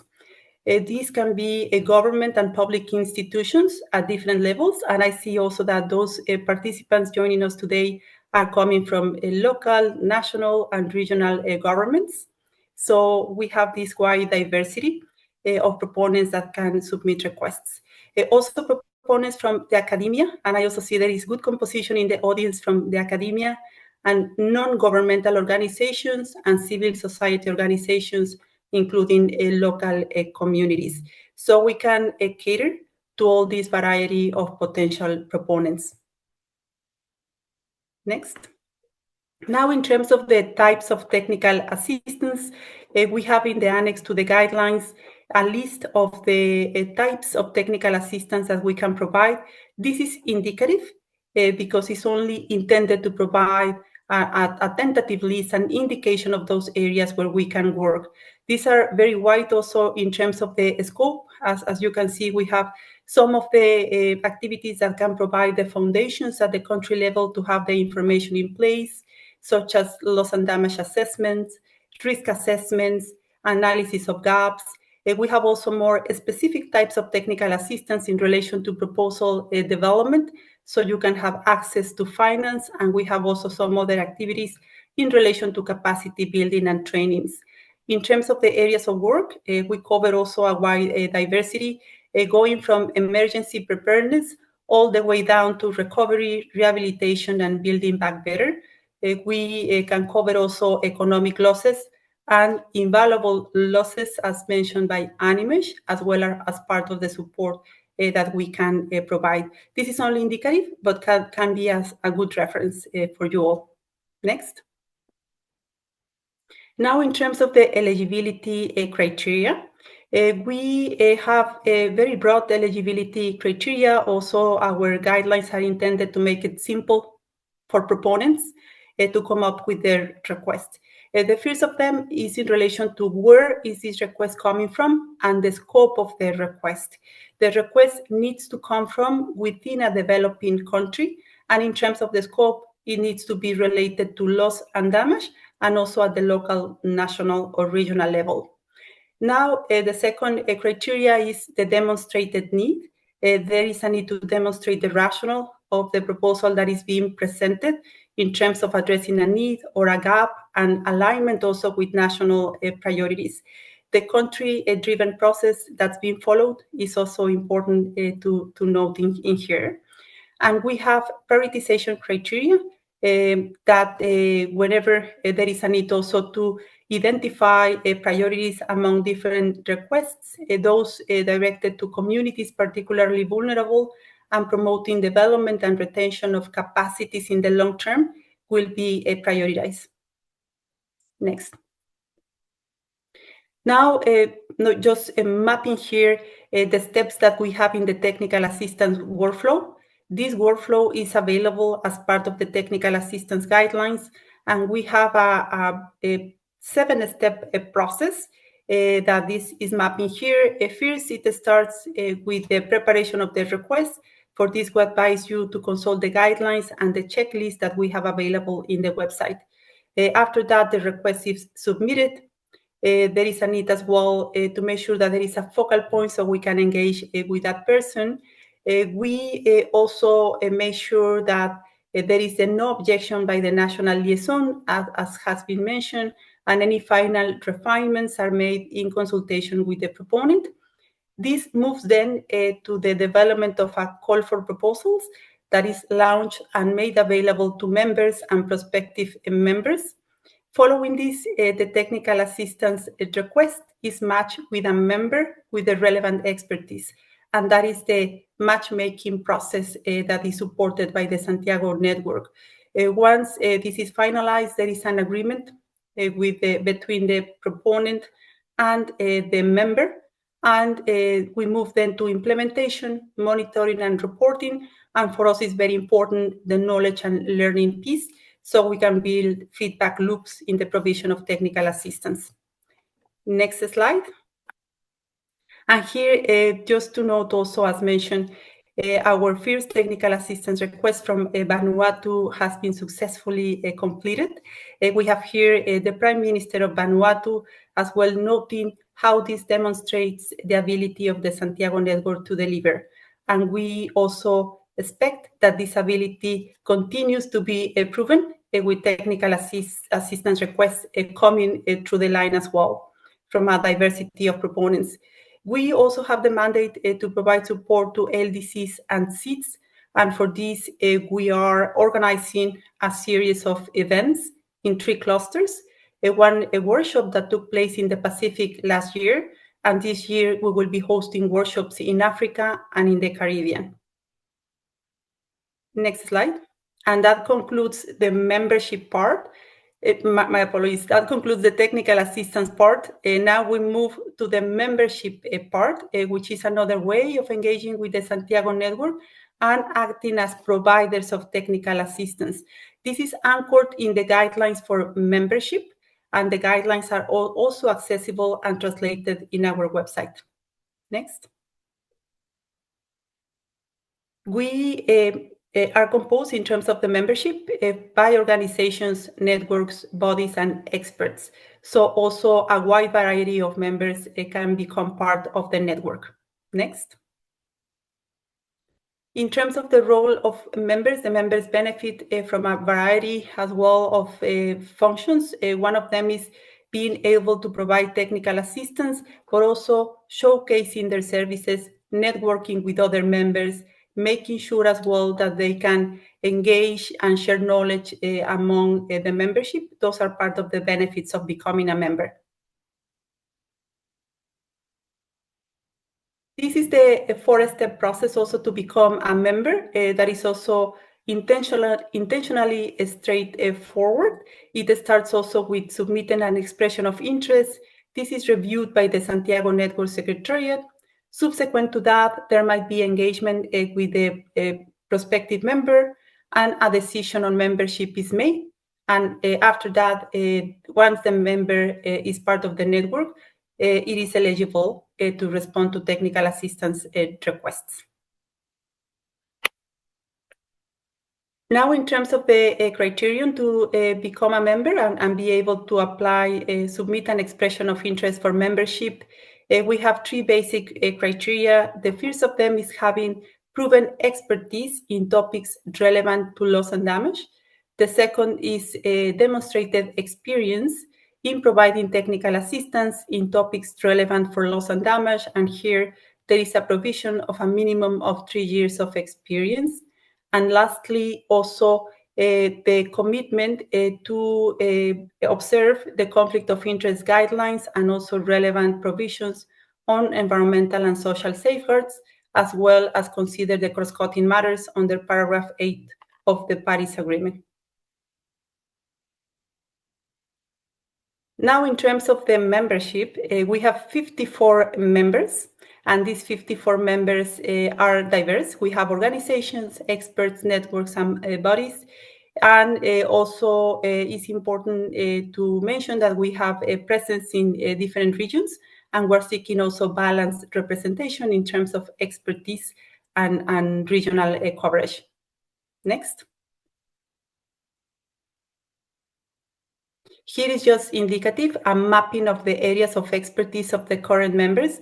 We expect this to expand as the membership grows as well, that our expertise will grow, and this will help us also respond effectively to technical assistance requests coming from proponents. Next. Now, just closing after having gone through the technical assistance and membership processes, closing with an invitation to submit your expressions of interest for membership and for technical assistance requests. For that, we have the portal, and we have also the relevant emails. You can submit both through the portal. You have the template online, but you can also submit via email. We are at your disposal for any information that you may need, and we wait and look forward to receiving requests and expressions of interest for membership. Many thanks, and back to you. Thank you. Thank you, Ms. Castellano. Thank you so much for your clear and insightful presentation, your expertise and explanation how to apply for this membership and how to apply for technical assistance would be very helpful for our participants.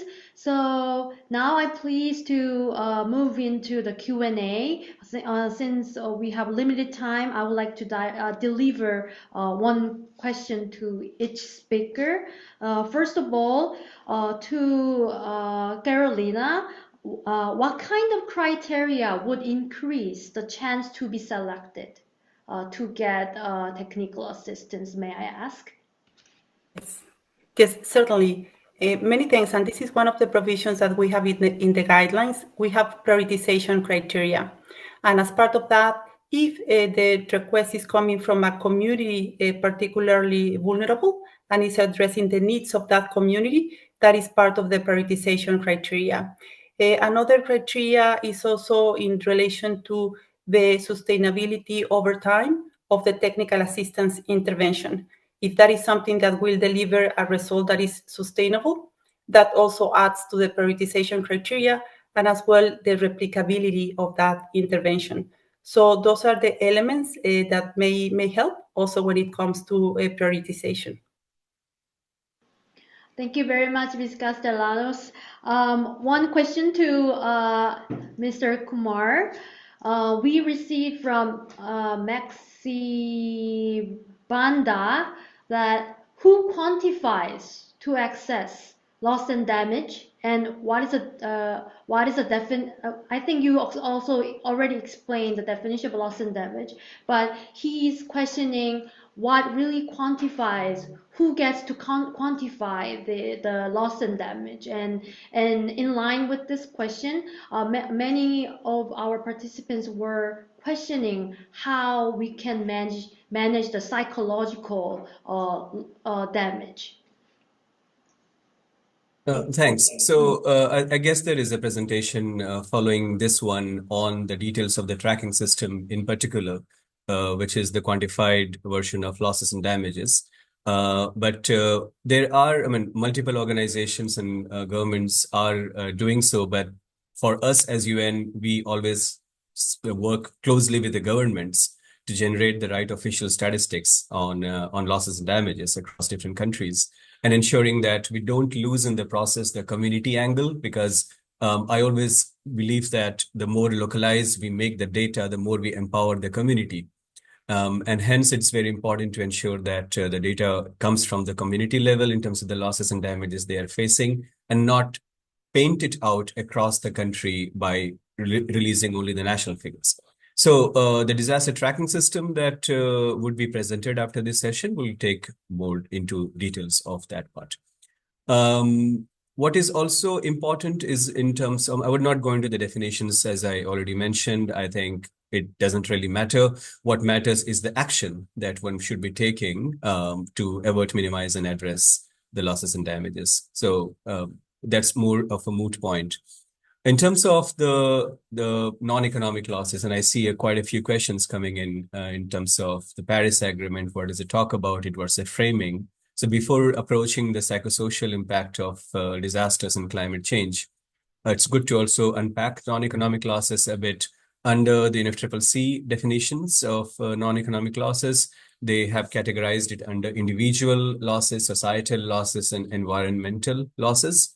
Last year in October, we had conducted a workshop of technical experts on this very topic in Bonn, and we had further added the concept of value-based approaches that captures the intangible impact of climate change that otherwise are difficult to capture. And this approach is important because it doesn't just try to distinguish between economic and non-economic losses, but adds a layer of non-economic losses to every loss, including economic losses. Just to give a very simple example, when a school is destroyed, the economic loss is the cost of reconstruction of that school. But then it does not take into account the learning years or days that are lost when the school is destroyed. And that's a non-economic loss that we're talking about. In our databases, this is not captured often.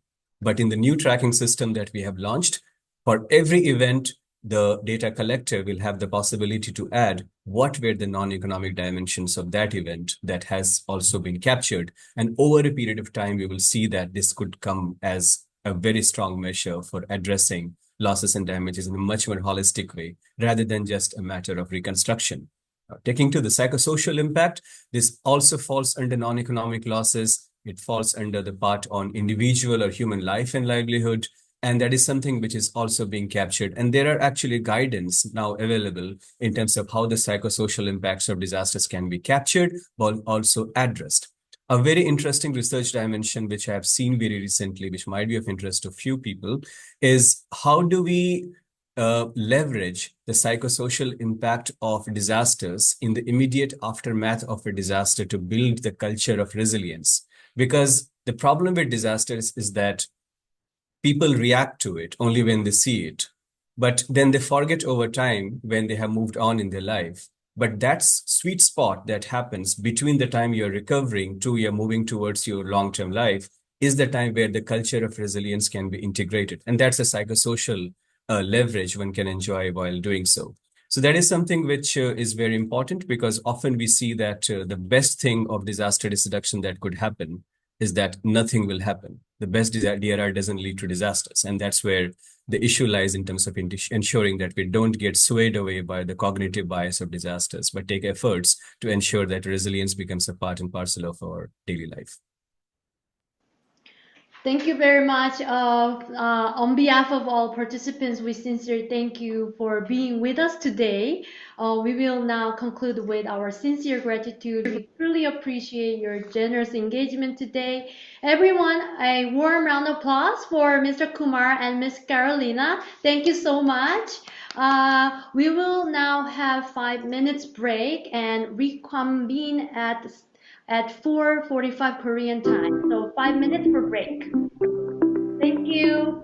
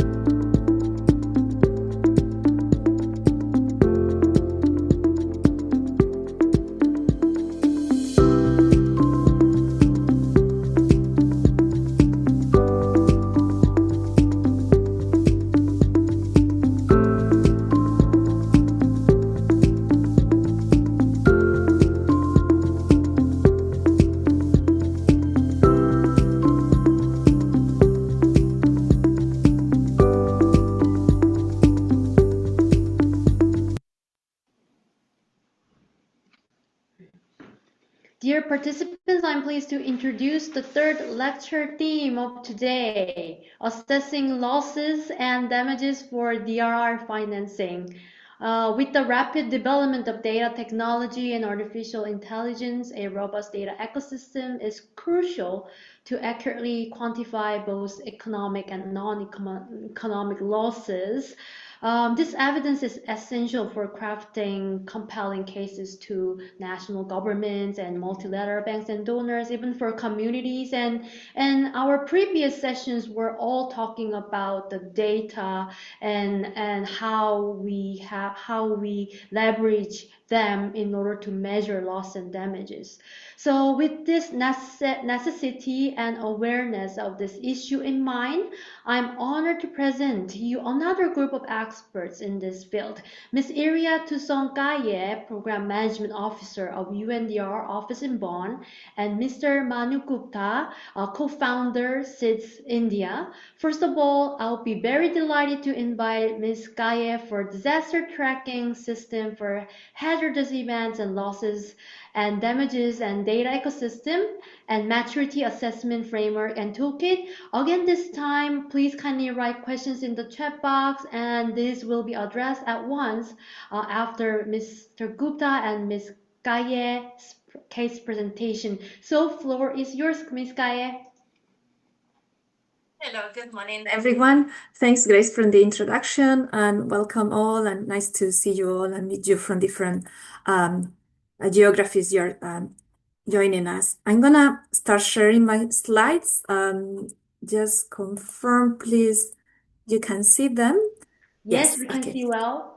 Perfect. So I will first go a little bit more on the overall introduction on the losses and damage tracking, and then after Manu Gupta also shares some examples, I will share other case studies related to the application of losses and damage data for DRR financing. Just to start with, maybe a little bit of a reminder with some graphical capturing from our Bonn Technical Forum on going beyond economic losses tracking on why it's relevant to capture the information, why it's relevant to track, to keep records of losses and damage and impact of climate change and disaster. We understand that this is a foundational information to really be able to assess and understand better risk. So understanding the past impact is really key to prevent, reduce, and manage current and future risk. And we want to go a little bit beyond just keeping records, but really being able to interpret and analyze and apply this information to make sure that data really provide us insights for actions, for risk-informed actions across sectors and across levels. I know you're aware already from the previous presentation from Animes, but also the presentation made yesterday by my colleague Juan, that there is this legacy system that UNDRI has maintained for over 30 years, which is known as Decimentar, contains an open source software, but also methodology, and it was agreed in 2017 to a Sendai version, which has a closer alignment with Sendai framework targets and indicators. This is where we come from, and it was already used by 113 countries, allowing them to establish subnational disaggregated disaster loss and damage databases, contains over 750,000 disaster event records since 1994. So it provides really a comprehensive disaggregated picture, but still we did a very in-depth analysis of the gaps and needs, and we realized that sometimes it's still patchy with some of temporal and spatial and variable data gaps assessed across countries and across databases. The advantage is that mostly are national owned database, but still there were some databases that was started and maintained by academia or regional organizations, for example, in the case of Pacific, or even in some cases, some consultants that were given an administration roles. So we tried to address these issues with the new tracking system. The advantage is that it really looks at a methodology which homogeneous data model with some core variables that allow comparability, but also additional potential customized variables included when it's a very important aspect that a country really need to track through the possibility of adding extension variables. As I mentioned, in 2017, this was upgraded.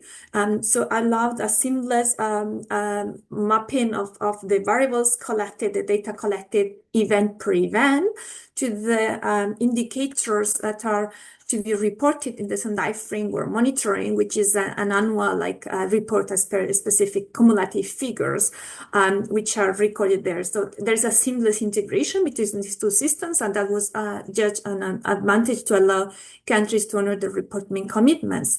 But we realized we needed to go beyond. I'm not gonna have the time to go into give you a tour, a guided tour of the system, but it's an open source and is open data, so you can feel free to, without any login required, in the analysis module, you can explore what is there in terms of countries, what is there in terms of data, records, years, hazards, and other.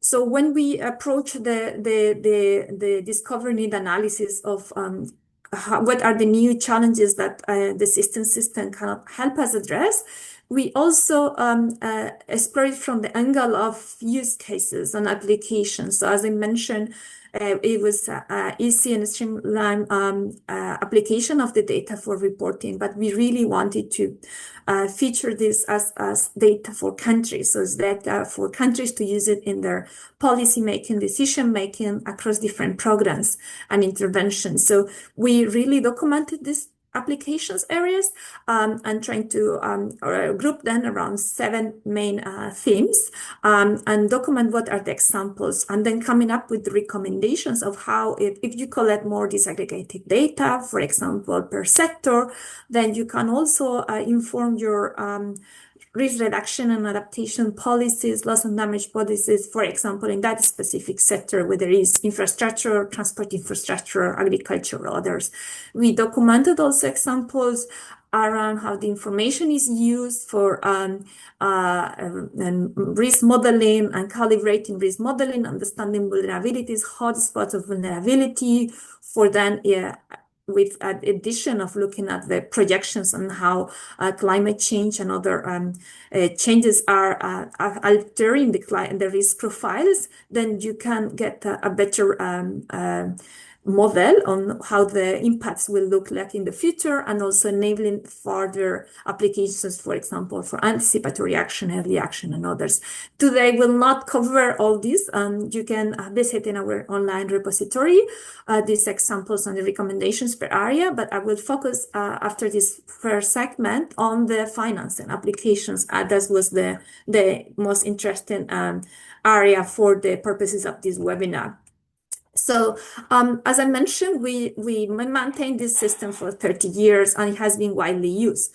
But we try to assess how is still relevant and where there are gaps, and where it is not longer addressing and supporting governments in addressing the new challenges that emerge, and that we make this analysis of where is still a strength, where there is a gap, and how we will respond to them.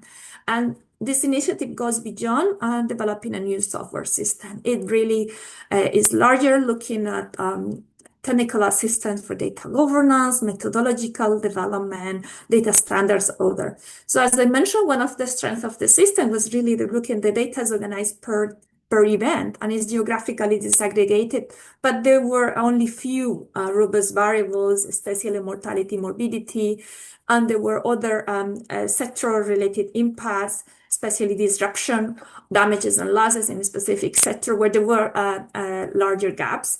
And that relates to issues related to data governance, data sharing across sectors, across level, and having clear procedures and standards of how to ensure data quality, how to validate at which level this data is checked, and also a georeference. So The information in the legacy system is referenced to administrative divisions, administrative boundaries, but not really georeference as we modernly understand.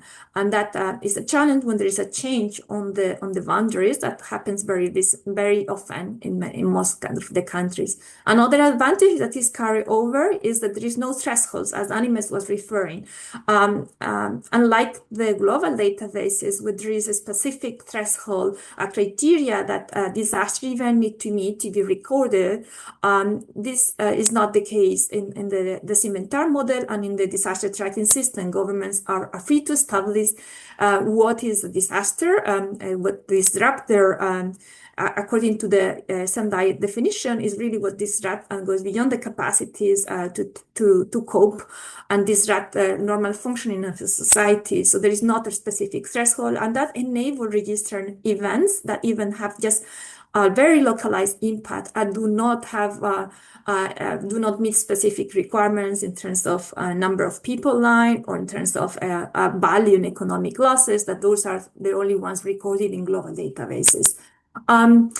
But still, there was some challenge related to using a standard classification of hazard, and a lot of different hazards types introduced in the Cimentar. We have tried to improve this through a hazard classification review that was launched in 2021 first, and then updated and recently launched in 2025 with the standard scientific definitions and the mapping of synonyms and translations that will allow really recording these cascades between different hazardous events.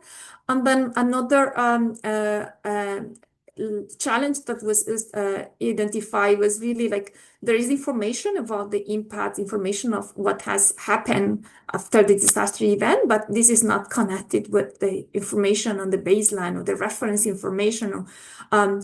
How relevant was that sector in the economy? How many people were employed in that sector? So really to put in context, what does it mean that a certain number of people lost their jobs? Or what does it mean that the crops losses were to a certain amount? We need to understand what that crop represented in terms of food security, in terms of economic activity in that region. So that's why we are trying to also bring this baseline information, sourcing it from different sector or statistical entities available in the system to be able to put in context those losses.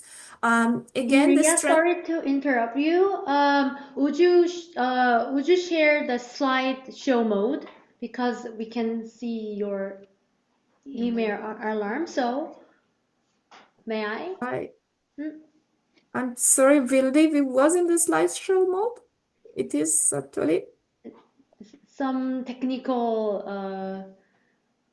issue, I think. Would you try? I had already done in the slideshow mode, but I'm not sure what are you seeing. Sorry. Yes, we also see that it is set that it is PowerPoint slideshow, but I think we can. Perhaps you're sharing your full screen instead of just that window. But maybe it's okay for now, and during the break we can change it. Yes. Okay, I'm also getting distracted by these notifications of new people joining the Zoom, but I don't really know how to get rid of that. I apologize for that. Okay, so we'll try to address it in the next segment. Yes, so in terms of the strengths, really, as I mentioned, that there is some of the wide engagement of NDMAs, but again, a little engagement of researchers and sector information workflows were not really well integrated into the disaster loss database. And that's why we're trying to support through readiness, data ecosystem maturity assessment, which I will mention in a few minutes, and for governments to really institutionalize the mechanisms for sharing the information and to aggregate and disaggregate at relevant dimensions.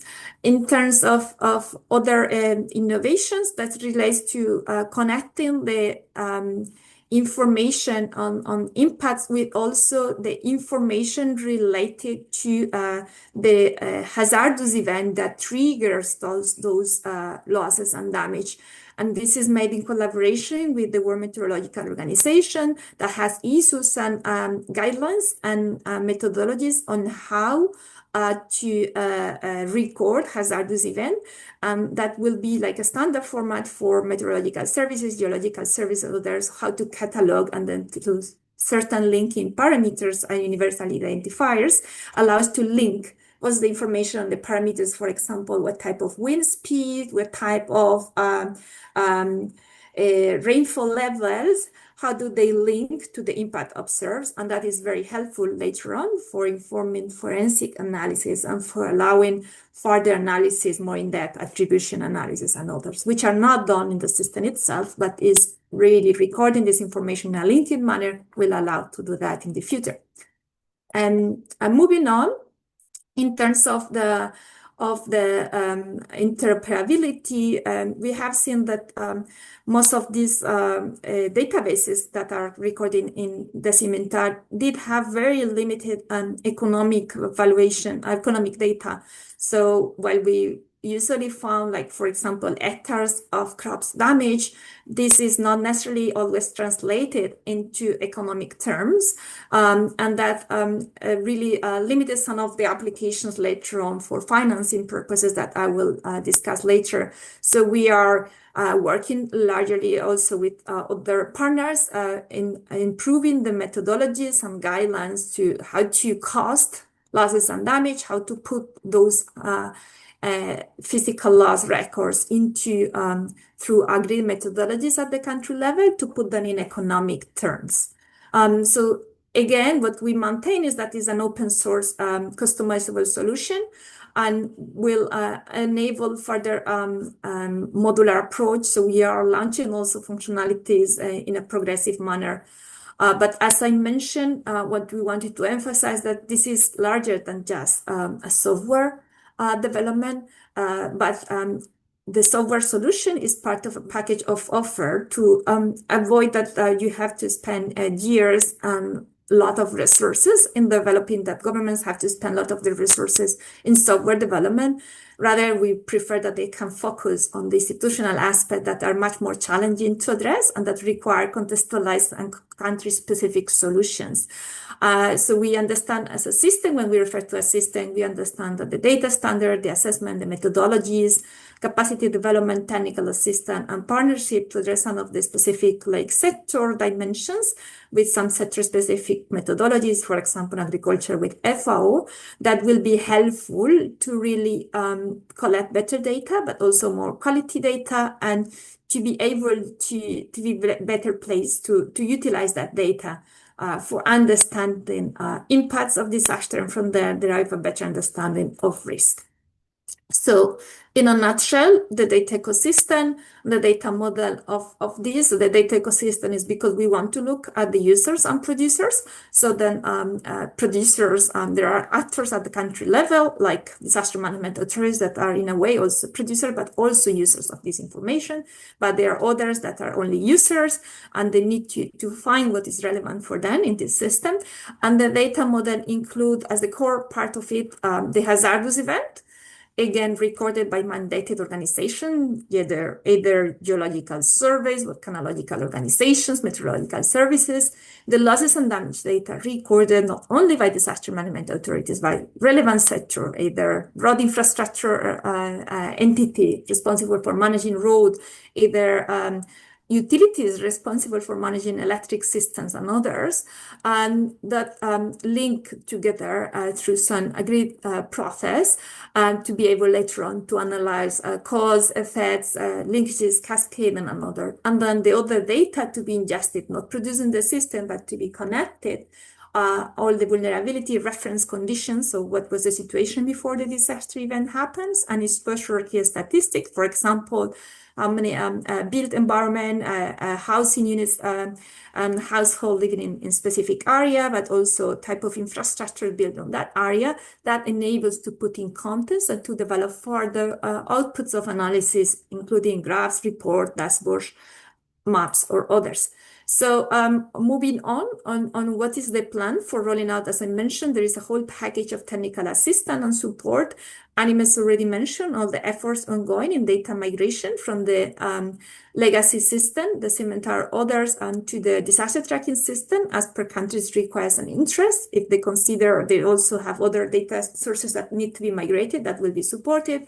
And then providing technical assistance to strengthen ecosystem. And that starts with a process we are supporting in terms of a data ecosystem maturity assessment toolkit. Start with a framework on what is maturity with these levels that is defined with further details from an incomplete ad hoc to a state, what is considered state-of-the-art transformational, and depending on the assessment results that look not only at technology, but also process and people, so meaning institutions, process, institutional data producers and data users, the options to support governments might be different and depending on their decisions as well. Either they require just some specific methodological support for example, economic valuation of specific type of data, or is largely on looking at data governance and how to improve connections from sectors and local to central level, or also they might benefit from the open source solution, software solution that we have developed and made available for government's use. So just giving you some highlights of this toolkit of maturity assessment is meant to be a tool and a methodology for self-assessment, but we understand in many of these cases, self-assessment when it cut across different institutions, because we are looking not at one single institution, but a whole ecosystem of a country that might need facilitation. So there is a maturity matrix describing the different levels of maturity across the domains. And I just capture as an example below the domain looking at the data ecosystem governance and looking at the dimension of communication and collaboration and what are the indicators described. For example, looking at communication, inclusion, interagency collaboration, and what are the different maturity levels. But then this includes as well, along with the maturity matrix and some resources like facilitator guides, templates, and others, some templates as well to make the analysis and to provide at the end of the assessment with some recommendations of pathways to move to a next maturity level in each one of the dimensions. So in a nutshell, the dimensions that are assessed through the data ecosystem maturity assessment are actors and roles. So looking at roles, coordinating actors, skills, data value chain, so looking at the supply and demand as well as the infrastructure, and then data ecosystem governance, so looking at strategy, communication, collaboration, resource and commitment, privacy and security.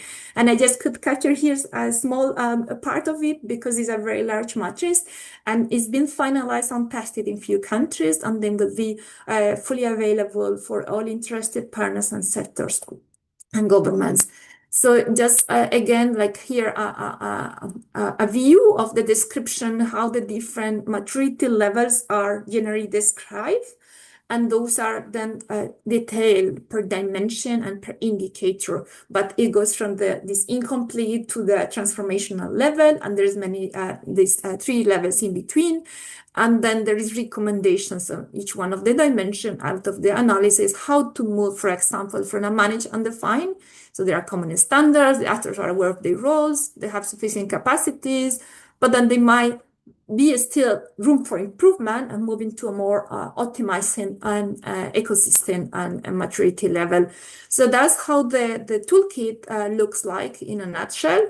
And for sure, we will be able to share more details when this is finalized with the partners and tests with a few pilot countries, especially in Africa, where we are testing it. And this is for us an entry point to country support, country engagement that really start with this assessment and diagnosis and across different aspects. And then depending on the priorities and need, look at institutional readiness, technical methodologies, technology upgrade, institutionalization and sustainability, because it's larger than just installing a software system. For sure, the most challenging part is governance and methodologies. So with that, I'll leave it at that for now, and I'm for sure open for any questions you might have, and apologize for this disruption with the screen sharing.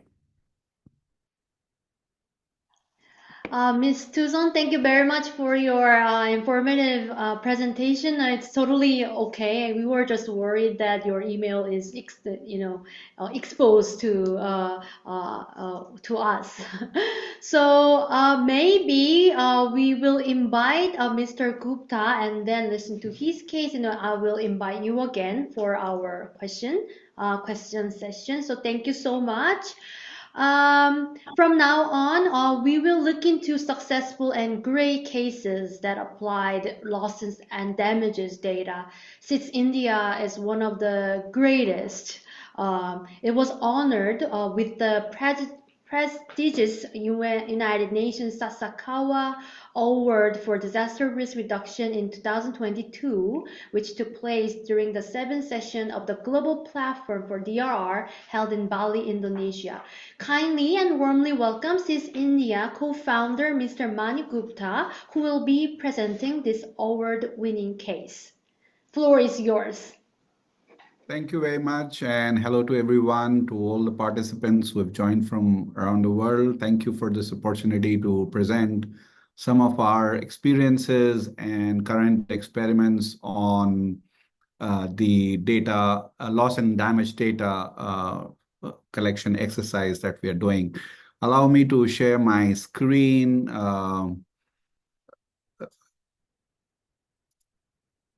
Can you please confirm if you can see it? Yes. Okay. So, we are in India. We are currently developing something called Akshvi, which is a digital infrastructure for climate and risk reduction, but essentially based on a loss and damage database that is collected locally from affected communities. So, before I move on, let me just see if I can move the screen. Yes. Okay. The background, I just wanted to place this in the kind of challenges we are facing in our part of the world, and looking at, the kind of complexity in the disaster impacts that we are seeing at community level. And so specifically, not only the disasters have increased, but also the number of people that are getting affected has increased exponentially. So we are looking at the entire landscape becoming much larger in terms of the needs for better assistance to communities. And therefore, the whole model here is based on the fact that how can communities that are affected can get more resources to be able to build their own resilience. Yeah. And the starting point for us is how do we collect more community level loss and damage data. Currently, they are also suffering from, the challenges of delayed and time-consuming assessments. Something we spoke about, the PDN exercises. PDN exercises are the post-disaster needs assessment exercises that often take more time, and sometimes they are not even carried out. And like Mr. Animesh Kumar shared earlier, and also Iria, that the insights on the range of losses or the range of impacts, especially non-economic impacts, are not captured in the current system. So we have wanted to capture something on that. Currently, we find that databases are not able to identify what are the more vulnerable groups or more impacted groups within large communities. So maybe a country or a province or a sub-province district may all be reporting the same kind of loss and damage data, but it may not be able to help me target vulnerable groups within that geography. Also, there is a question of aid sufficiency. are people getting what they need and getting that in time? Those are questions that often keep getting repeated. There is donor fatigue. Donors are not able to find out where the needs are and who is in need. And therefore, there is also the problem about matching resources to needs of affected communities. And that's where the Akshvi platform has been designed.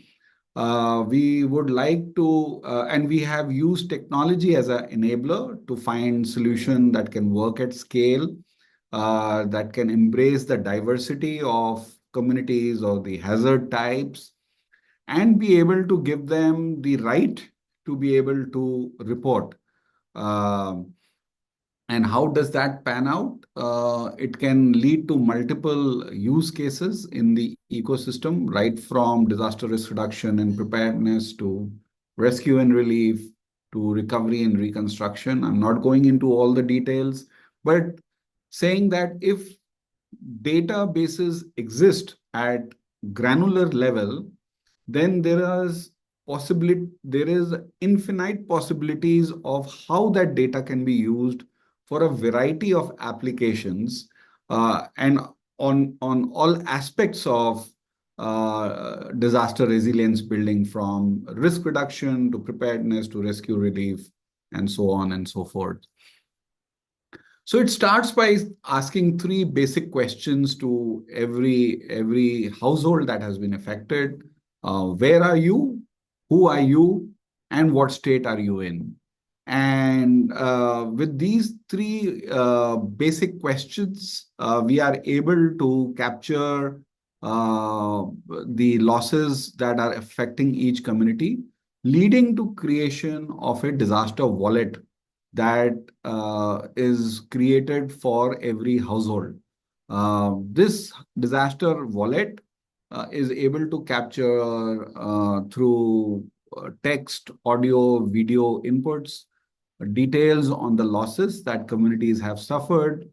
It could be a loss in shelter, in livestock, agriculture, business, so on and so forth. Further, it uses AI to be able to analyze unstructured data, because sometimes communities are not able to articulate exactly what they have, what is the impact, and therefore even expressions of loss, expressions of pain and suffering can get captured and we are able to analyze. And then each household's wallet gets created in the process. So that is a wallet that gets created for every household. Each wallet would contain like verified credentials of a household, the both economic and non-economic value of losses that they have suffered, including sentiments, are captured through voice sourced data. And the wallet also does the matchmaking exercise of looking at losses and then being able to record any assistance that the household will receive from external agencies. Potentially, this household wallet, disaster wallet, can also become a channel for early warning, because we already have the location and the contact details of every household. So based on observation data, we are able to even push out early warning to very specific locations. So we are in this whole process of looking at enabling households to self-report their data, to be able to create an ID for the household and be able to capture 360-degree view of their losses, both economic and non-economic. And the most important part is that we are able to address the scale problem, because it is the communities that are reporting. And in a nutshell, this is how the whole structure looks like, where we have the loss database, but on the left-hand side of the slide, you can see various applications. On the right-hand side, you can see the disaster-affected communities who are reporting that losses.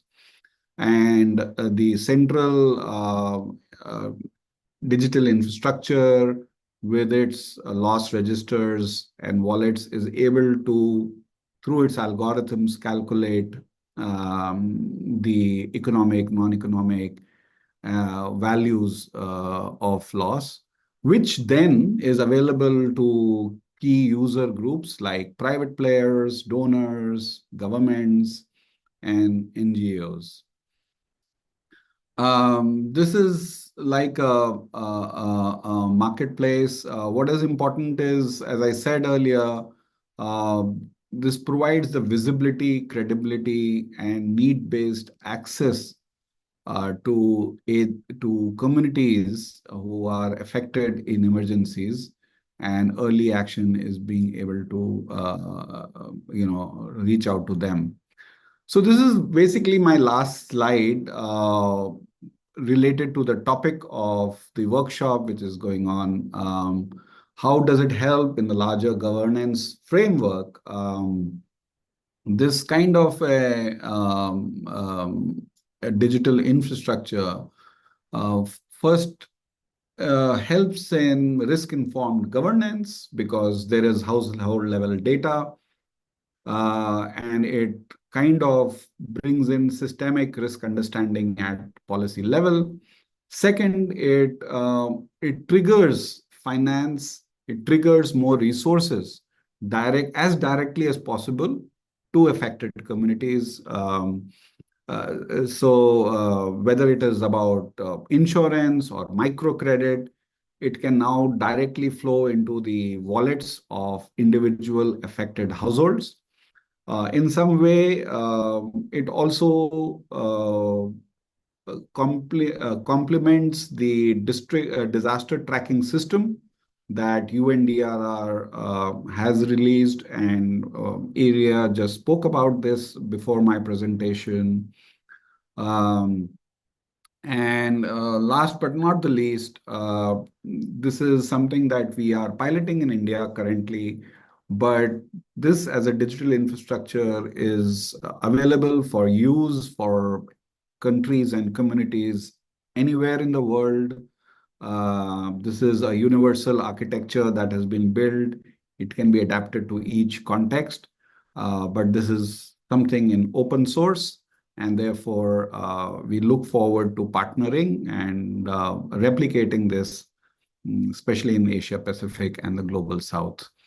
That is all I wanted to say right now. I'm happy to take more questions. Thank you very much. Thank you, Mr. Gupta. Personally, I was amazed how CIS India is taking a critical role here, and I'm really thrilled to see its expansion in the business area. I'm very excited to be at the Q&A together. So once again, thank you very much, Mr. Gupta. And following this, we will once again invite Ms. Area for her presentation on case studies, and very looking forward to yours. Thank you very much. It was a pleasure also to hear Manu's presentation. Before we go to sharing those case studies, maybe could I invite you for a quick poll, just to give some opportunity for you to share your insights on what are the challenges that we experience in your context, that you have recorded and noticed in your countries in terms of disaggregated data collection and analysis. So please, if Daria could put the code for this slide, is a poll in the slide. Many of you might be familiar. You can either scan the QR code or go to the slido.com and use that number to respond to the poll. And really, that's something I reflected in the presentation on how we notice and we learn from the experience of some countries using this inventory and the challenges on disaggregation, but we want to hear from you as well. What are the challenges you are seeing? And probably we'll be seeing soon the response as you log into the Slido. So accessibility, okay, that's very good on fragmentation. Yes, exactly. That's the challenge that we are trying to address with support on data governance, lack of capacity, indeed. Outreach, Okay. Lack of reliable community-based data. I think that's where the solution by SIDS is trying to position itself. Lack of capacity. Okay. Data survey, public apathy. Okay. Lack of awareness, geography. Okay. Geographic disaggregation and geolocated information. It was recorded as one of the main challenges in the records, for example, in the Cimentar, but also in other databases. Accessibility, accuracy, disability. Okay, that's one of the dimensions. For example, in this inventar, it was possible to record information of how many of the for example, missing people or displaced people had some type of disabilities, but it was hard to combine different dimensions of disaggregation, like age, sex, and disability. And that's what we're trying to enable with the tracking system, that you could record multiple disaggregations, simultaneous disaggregation dimensions. Okay, lack of funds, human resource.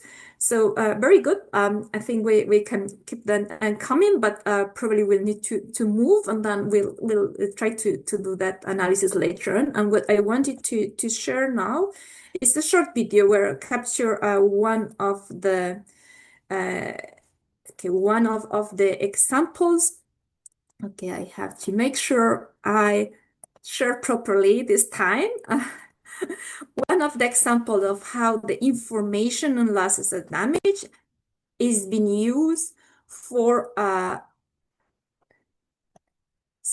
let me see. How is this used for financing, disaster risk reduction financing? So I'm gonna play the video. Hopefully, please confirm if you can also see, but also hear the audio.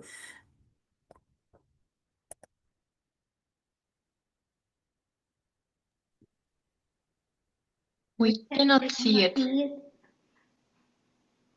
Apologies, you cannot?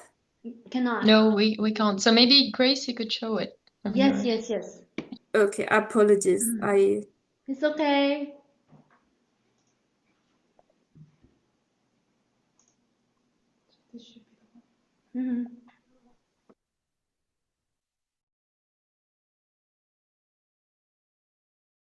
Disaster risk reduction financing starts with one essential ingredient: data. Without clear records of past losses, it's nearly impossible to plan for future risks, secure funding, or to build strong insurance systems. In Manizales, Colombia, detailed disaster data changed the game. A local database tracked over 1,100 landslides between 2003 and 2021. By linking severe rainfall to the scale of impact, the city created a parametric insurance scheme, a financial safety net triggered automatically by rainfall levels. This data-driven model supports fast emergency response and could also power early warning and early action. But too often, public financing strategies rely on outdated or incomplete records. Unlike insurance sector and some business groups, governments often lack detailed data on how disasters affect infrastructure, services, and households. To change this, we need better disaggregated data, tracking who and what is affected, where and how. That's the foundation for smarter, more targeted disaster risk reduction financing in Colombia and around the world.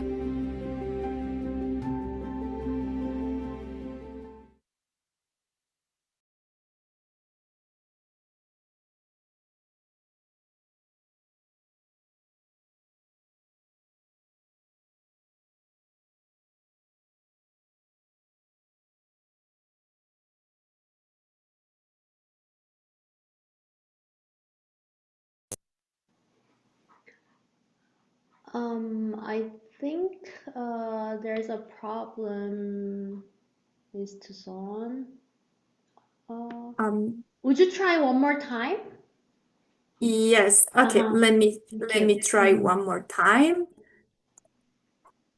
Okay. Thank you for playing the video. I hope you like it. And we will be happy to receive also this comes from submissions. So it doesn't come is not us who's directly supporting this project, but is really partners and stakeholders that share their examples that we feature and document. And we develop this video out of that to really help you understand how better data can enable better disaster risk reduction financing. I hope now you can see my screen. I had selected this kind of application. Little bit better, but still some boxes are blocking your contents. But I think we just need to go due to the time constraints. Thank you. Okay, I apologize. I selected this time the application PowerPoint, but yeah, may need to learn it to do better next time. So just to share another example. So this was an example related to parametric insurance, and the next one is also. So this comes from the Caribbean Catastrophic Insurance Facility, which is really a mechanism for sovereign insurance. So governments in the Caribbean islands subscribe policies for insurance for different insurance products. And this one developed for electric utilities. So as we know, electric utilities transmission distribution systems are particularly vulnerable to wind damage from storms and hurricanes, which are very prevalent in this region. Almost every year there is a large event happening. And those losses, which are mostly uninsured, are high and tend to be passed to citizens through additional costs on the electricity bill, which add to the challenge of households and business on affordability of electricity energy services, access to quality services, with a lot of disruptions affecting business, affecting productivity, affecting households, and also affecting the capacity of these utilities to really invest in green energy and to ensure more reliable and efficient services. So what happened is that most of them were self-insured fund. They have some self-insured funds, but very limited, and with traditional indemnity-based systems for that really quickly are depleted when there are major events or repeated events year after year. So what was done is using the information on past damage and looking at the relationship between wind speed, so like the information on the hazardous event, which wind speed trigger which level of damage, that resulted really in an opportunity to develop some innovative target parametric insurance product with rapid payouts triggered based on hazardous event parameters. So when there's a forecast of a specific hurricane with specific wind speeds, then this is already triggering some payouts. So they don't need to wait for damage assessment to be conducted, and that helps really mitigating larger impacts and disruptions. And this information really help in developing insurance product that really utilize that information, they quantify impacts that has been experienced in the past, and use also the information of modeling of tropical cyclones. And models are, as we know, as good as the information, the data that they are based on. So that was also a call and an awakening call for the need to have better disaggregated data. So if there was not disaggregated data, how the transmission, how the generation elements of the electric systems were affected in different infrastructure that these utilities had been affected in the past, it was very challenging to really determine which kind of which kind of damage could trigger, and therefore very difficult to really calibrate what type of payouts will be meaningful and relevant, and what type of insurance product will be also made available. So with that information, they really developed this system, and then is really providing like what is commonly known as layered disaster risk reduction financing solutions. So maybe it doesn't cover the full reconstruction and sustainable development like an element, but it addresses the quick recovery and having this liquidity, addressing this liquidity gap that these utilities faces after these recurring events. And it was thanks of this disaggregated information that this Caribbean Catastrophic Risk Insurance Facility was able to develop this product. And they have, I think as of now, 5 countries that subscribe, and there was already several payout triggers over the past few years. So it's really a very interesting experience of looking at sectors. Others might relate on how we use this data to do socioeconomic benefit analysis. So there is a panel established by the World Meteorological Organization, or WMO, on assessing socioeconomic benefits of climate services to really demonstrate what are the benefits for society of early warning and early action.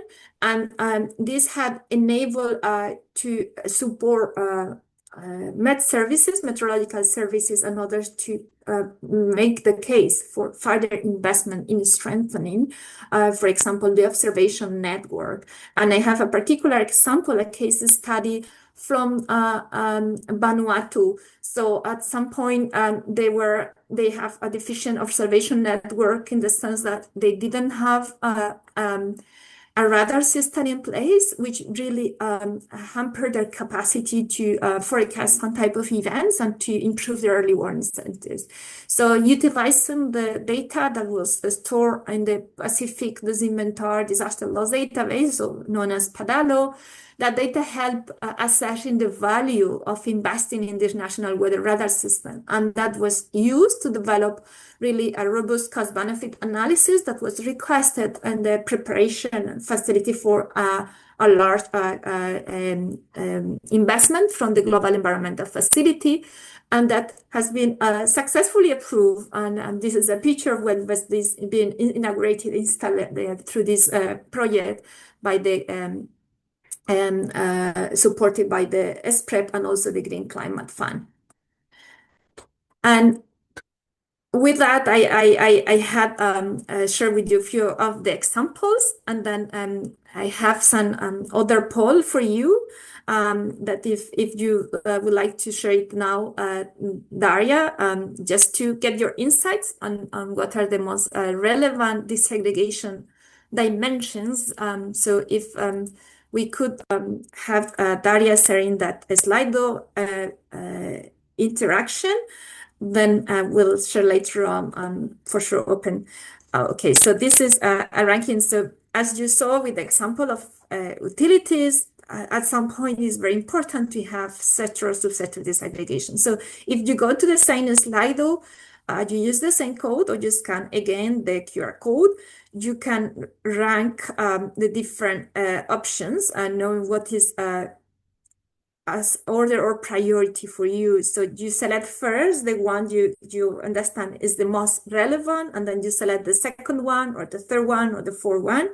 So you really give your insights of how relevant is the different disaggregations dimensions for the purpose of disaster risk reduction financing. For sure, this might be different if we are looking at, for example, preparedness planning or early warning, but we are looking more specifically here at financing purposes.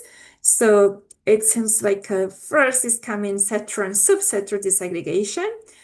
And then it seems second is the hazard disaggregation, which is most of the cases available already in the historic disaster loss databases, but there was some noise there because the different classifications used were not really a standard, and that's where this effort with the International Science Council came in to have a more standard, globally agreed, scientifically agreed hazard disaggregation.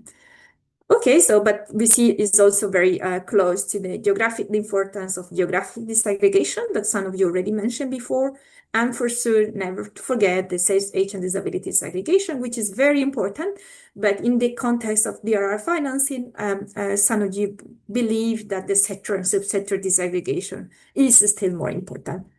Thank you for that. If I go back, I just had one more slide on what are the recommendations based on these case studies on how to really get improvements in data quality and data collection that will enable you to further use the data in this context of DRR financing. So as I mentioned, sector-specific asset and service system, for example, knowing the different assets that are affected, having the damage information disaggregated by specific asset was part of the water distribution, the water generation, electricity generation, and your reference data, it will allow to better use this information, for example, to develop insurance products as we presented. Then As done in the post-disaster need assessment, having this disaggregate on what is privately versus public sector war type of losses accounted separately is important, because the type of recovery measures, for example, if we're looking at small business owners or households, is different than if you're looking at public assets like roads or distribution and generation systems. And having solid baselines of reference data, including exposure information with inventories of assets. For example, what are the schools, where are they located, how are they used, how many students frequent these schools, which levels. That allows really to put in context. So if there is 3 days of disruption of school days, how many people are affected. So it really gives more meaning to this losses and damage information. So with that, I'll leave it at here, and I'm happy to take some questions, and thank you again for the opportunity. Back to you, Grace. Thank you, Ms. Tuzon, for your very insightful presentation, and it was very, very notable and interesting that our data collection to the level of application through all the stages. It is very important that we need to be keen to the procedure of the data. Is very important, and I think our participants will learn a lot. Would have learned a lot from you. So from now on, we will deal with the questions we received from the floor. Due to the time constraint, maybe one questions to each of you. I think I can present to you. To Ms. Tuzon, we have received question from the floor that do you have experience on measuring losses and damage due to climate change? And I think it'll be very useful and hands-on knowledge if you could explain how you are valuing loss and damage in order to facilitate the data tracking system. So would you explain on that? Yes, thank you. So we have 2 years back in Bonn, we hosted the forum on expert forum on slow onset events. So we were really looking, most of the climate change impacts are manifested not only through by extreme events, but the slow onset process and events. And we have a whole gathering of experts and so trying to assess how the methodologies, for example, used for post-disaster need assessment are relevant or not to measure those impacts. And there were some very salient challenges identified. For example, that is not easy to pinpoint what is the start or end point. Like when you have a hurricane, when it ends, you know clearly when it ended. But if you're talking about coastal erosion, it's an ongoing process. If you're talking about sea level rise, it's an ongoing process. So it's very hard to use this post-event approach. So what was identified as the opportunities and need is to really have this clear reference information of baseline information. So what is the status point from where we are comparing? So is it the kind of the coastal line level 20 years ago, and then we are tracking from there. And that's where we even move from the term using disaster loss database to tracking losses and damage, because some of these slow events, they really require a continuous tracking. And there is an ongoing effort with UNEP and UNU to strengthen the methodologies and the frameworks to track biodiversity and ecosystem services losses, because most of these slow onset events and climate change process do not manifest directly in economic losses, but manifest through degradation or disruption of ecosystem services that then have implications in livelihoods and in displacement and other or non-economic dimensions. So we hope that these work around not looking only at natural capital assets, but also the ecosystem services, or the services that those ecosystems provide to people will allow to have a more comprehensive tracking of losses and damage, not only for extreme events, but also for slow onsets. Hope it helps. Thanks. Thank you very much. And I think as our time goes by, when our researches are gathered more, maybe we could have more indexes and more knowledges, and maybe there will be better mechanisms and ways to value our loss and damage more in a more easier way. And Mr. Gupta, we have one question from you. Actually, it's not one question because many people were asking this. Participants were questioning how we can secure the validity of the data because from your business model, the data was directly collected from the participant side. I mean victim side, or the resident side. Then how this data validity is ensured? So would you kindly explain? Yes, that is a very important question that has asked about any self-reported data. In this model, the validation of data that is provided by communities or residents themselves is validated through two mechanisms. One is an independent verification of data through community agents and frontline workers who are able to take pictures or be able to match the citizen ID to the existing database. And the second way to validate data is using observation data, which is available for any location. So if, for example, a household reports that they have been affected by floods, of course, this data can be triangulated by using observation data to validate whether this particular location is indeed affected by floods. And the second, information about the nature of loss. So our idea is that we ask questions in stages. The first stage of questioning is only about what kind of loss. So is it because of loss in agriculture, loss of life, loss of assets? And then there is a follow-up question by the providing agency about what exactly is the extent of loss. So we don't, the validation process is done in stages.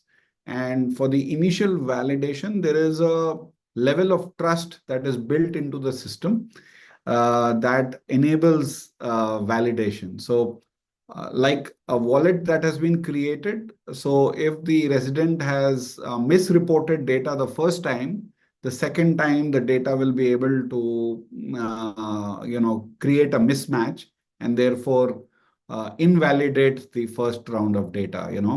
So the technology itself provides some inherent checks to be able to validate data. So these three ways of validating. Thank you. Thank you very much. It was great time to be dealing with data level loss and damage, which is very important to measure in order to support this climate crisis in the near future or our present issue. So thank you for being with us, and I hope you as a key role members in this loss and damage data, we would like to hear further, or if there's any good updates, we will keenly looking forward to good successful cases in the future as well. Thank you very much, and let us show our appreciation with a warm round of applause to Ms. Tuzon and Mr. Gupta. Thank you. Thank you. So from now on, this is our last activity. So let us make one final push together. I know I'm very grateful that over 600 participants are still with us. So we will go in a very hurry. So, first question. Yes, I will give you like 10 seconds to log in. This is our final quiz, so let us be together. Thank you, Carolina Mueller, Kevin. Thank you. I see many familiar names because we are opening in a yearly basis. Okay, then let us start first quiz. Loss and damage in the Paris Agreement and the Warsaw International Mechanism is only for the provision of the funds to support loss and damage incurred by climate disaster in developing countries. Is it only for the fund responding to the loss and damage? Is it true or false? Yes or no? Please kindly answer. Let us see. Yes, let's see answer. I think no. Yes. Loss and damage in the Paris Agreement and the Warsaw International Mechanism is not only about funding, which is very important lessons today. It also includes technical support, knowledge sharing, and capacity building to address both economic and non-economic losses from climate change, and financing is one of important component, but it was not all of them. So number 2. What is the first stage of loss and damage actions? First stage. First stage. So would you type? Oh, okay. Yes, we are getting responses. Yes. Number A is abort. Number 2 is minimize.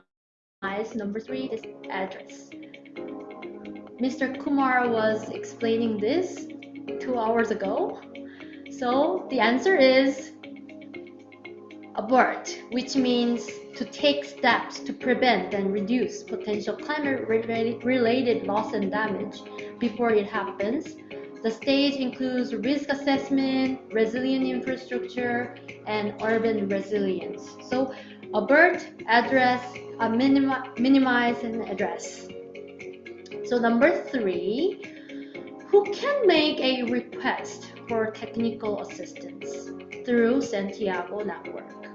But you can choose only one answer. Yes, 15 seconds.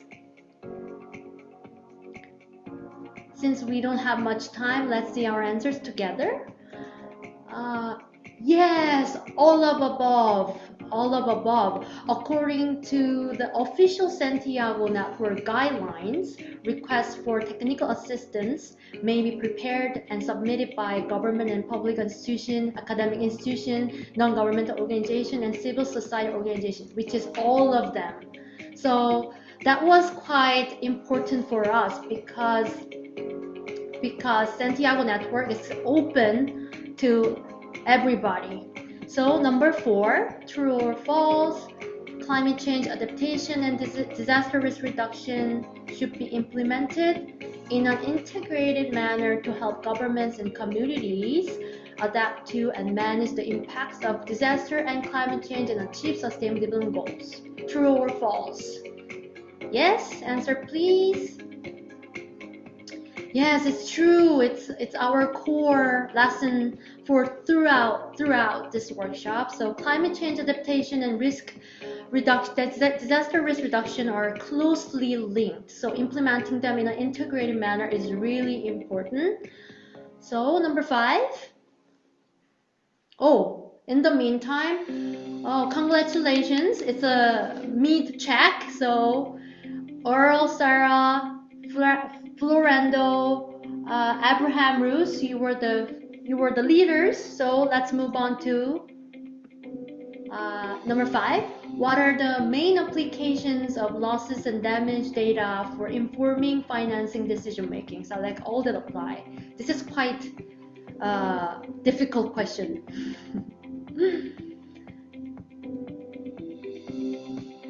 Yes, more time. Yes, let us see our answers. The answer is A, C, and D. Loss and damage data tell us what happened. So how much was lost and what's needed, which informs future financing, but it doesn't directly track how much has already been spent. So which is a different kind of data and use. So A, C, D were the answers. So number 6, what are the advantages of connecting data on disaster losses and damages with hazardous events records? Please select one correct option. Yes, let's see answers. Yes, the answer is C. Connecting data on disaster losses with records of hazardous events helps us to understand not just the event itself, but also how factors like vulnerability and exposures influence the severity of impacts. Yes, number 7. Which of the following is not one of the 3 building blocks for effective policy implementation? It could be easy. Yes, 5 seconds more. Yes, let's see our answers. The answer is B. So the 3 key building blocks for effective policy implementation are usually coordination, coherence, and integration. Clarification was not answered. Yes, number 8. This way of thinking is to inform the design of evaluations capturing various impacts of policies in different policy areas in a non-linear, holistic, and systematic way. What is this? Yes, we need your typing answers. Wow, many people got answers. Wow. Yes, the answer was systems thinking. Systems thinking enables government stakeholders to design, implement, and evaluate climate policies in a way that reflect real-world complexity and interdependencies and make climate governance more effective and resilient. So systems thinking is very important, especially in this disaster risk, disaster reduction, and enhancing climate resilience. So number 9, our last quiz. Which of the following tools are specifically intended to help local governments enhance climate resilience by strengthening governance and planning? Select all that apply, please. Yes, let's see the answer. Oh, okay. The answer was B and C. Nationally determined contributions are commitments made by national governments under the Paris Agreement and focus on national level climate targets and not specifically designed as a local governance tool. So throughout our sessions, climate readiness assessment and climate resilient addendum are 2 most important assessment we need to have in mind. So quickly move on to, before we go, congratulations. Aura Fortuna Gitika and Kay Nielsen Law, Micah Florendo, and Tristan Norman. You were the successful participants. Oh, the correction rate is so high. Congratulations and thank you for your active participation. So let's move on quickly because we don't have much time. So this time I would like to listen what you have learned from all lectures for 3 days. The most impressive ones. So please write your name and identification for us. This is the core of our workshop. I'm so thrilled to see. Let us see together. Hello, Nana. Yes. DRR and CCA, systemic thinking, yes. Hello, William, CDFRI, loss and damage. Care for mothers, yes it is. Knowledge, yes, yes. All are intertwined. So systematic thinking in this area, once again, is very important. Yes, thank you. Eye opener, thank you very much.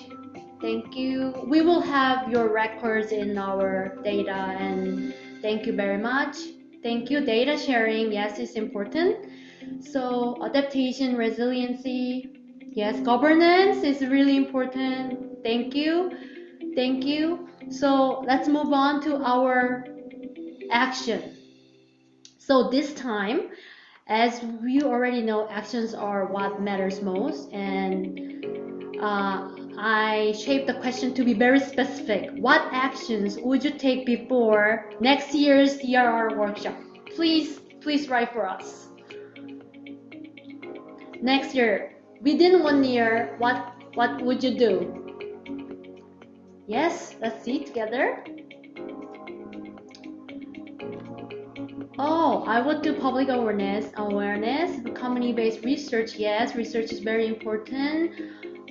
Capacity building, integration with your work is really important. We are all actors.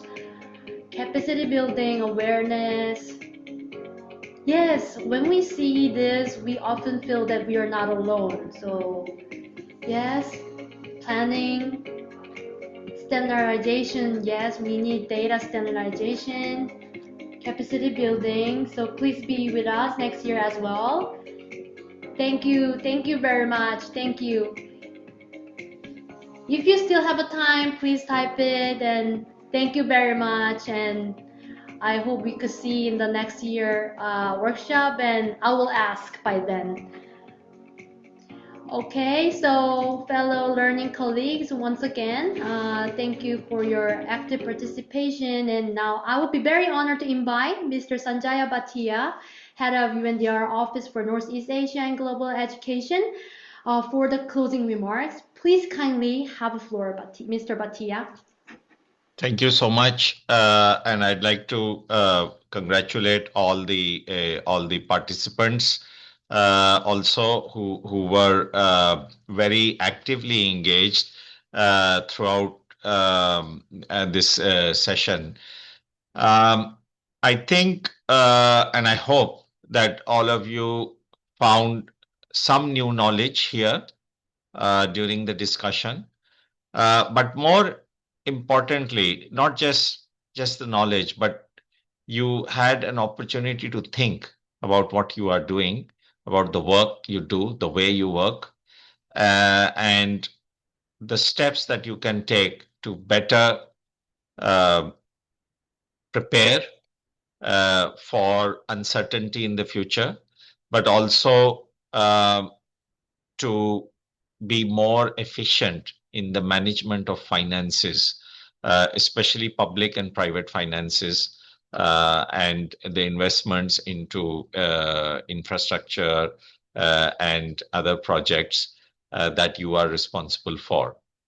Because what you saw over the past 3 days is that to achieve sustainable development, we need more resilience in everything we do, especially in the way we manage the finances. And then you also saw how important data is. So you need good data. You need well collected data, good quality data, which can then help you to develop good projects and then access finance. So achieving sustainable development is very much linked to the resilience from both disaster and climate risks, and also linked with, as we discussed, the underlying drivers of risk, and then the data which can help you deal with these risks better. So I hope this 3-day workshop gives you food for thought over the coming months when you reflect on what you have discussed and what you heard, and also your experience with the quiz and so on,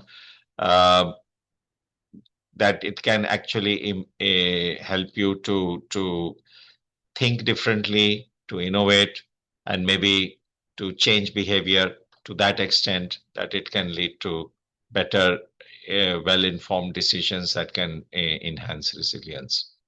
So I don't want to take more of your time. We are just over the closing time. So I just like to again thank all the people behind the scenes who were involved in making this workshop possible. Our colleagues from the UNPOG and the UNDESA, colleagues from Cephal Unitar Center in Jeju, and of course, all the colleagues from UNDRR who have been working behind the scenes.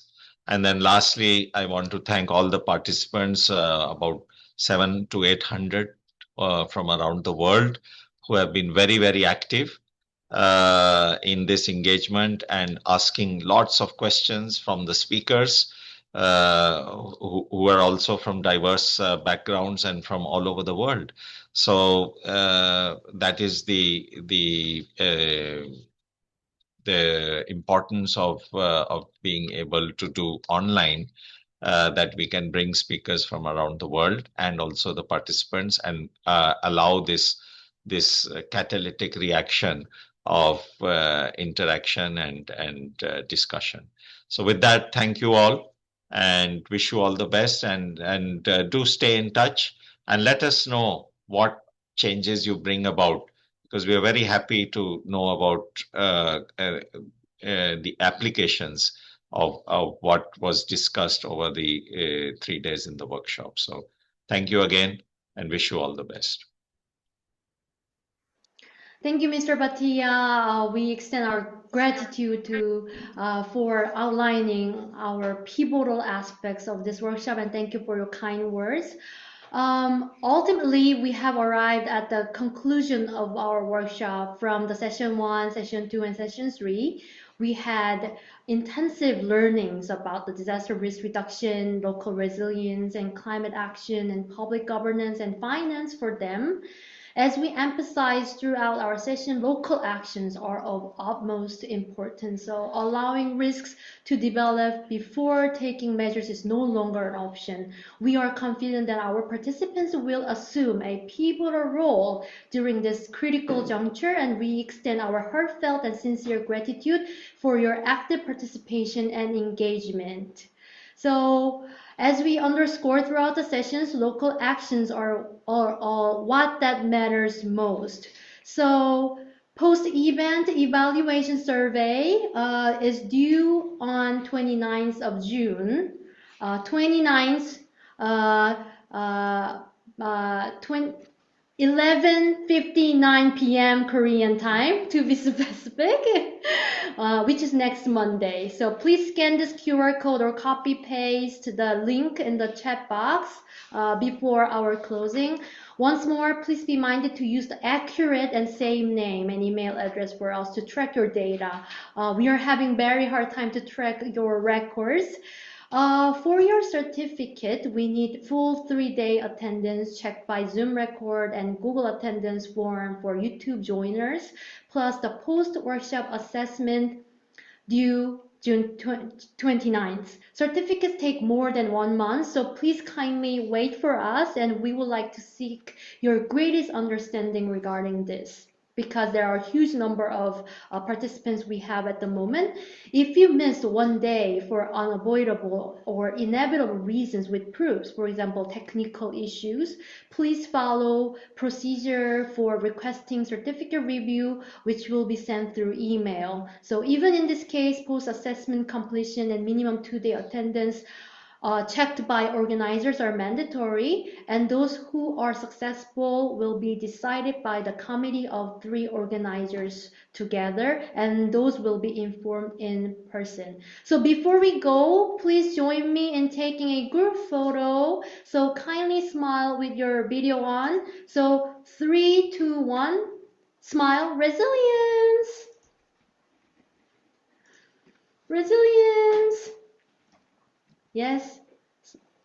Okay, so sincere thanks to your participation and cooperation for the past 3 days, and we are very delighted to have you all here together. Hope that we all work together, hand in hand, for more resilient society with the full protection.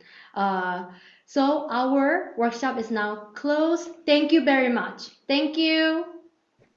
Thank you. Bye-bye. Bye.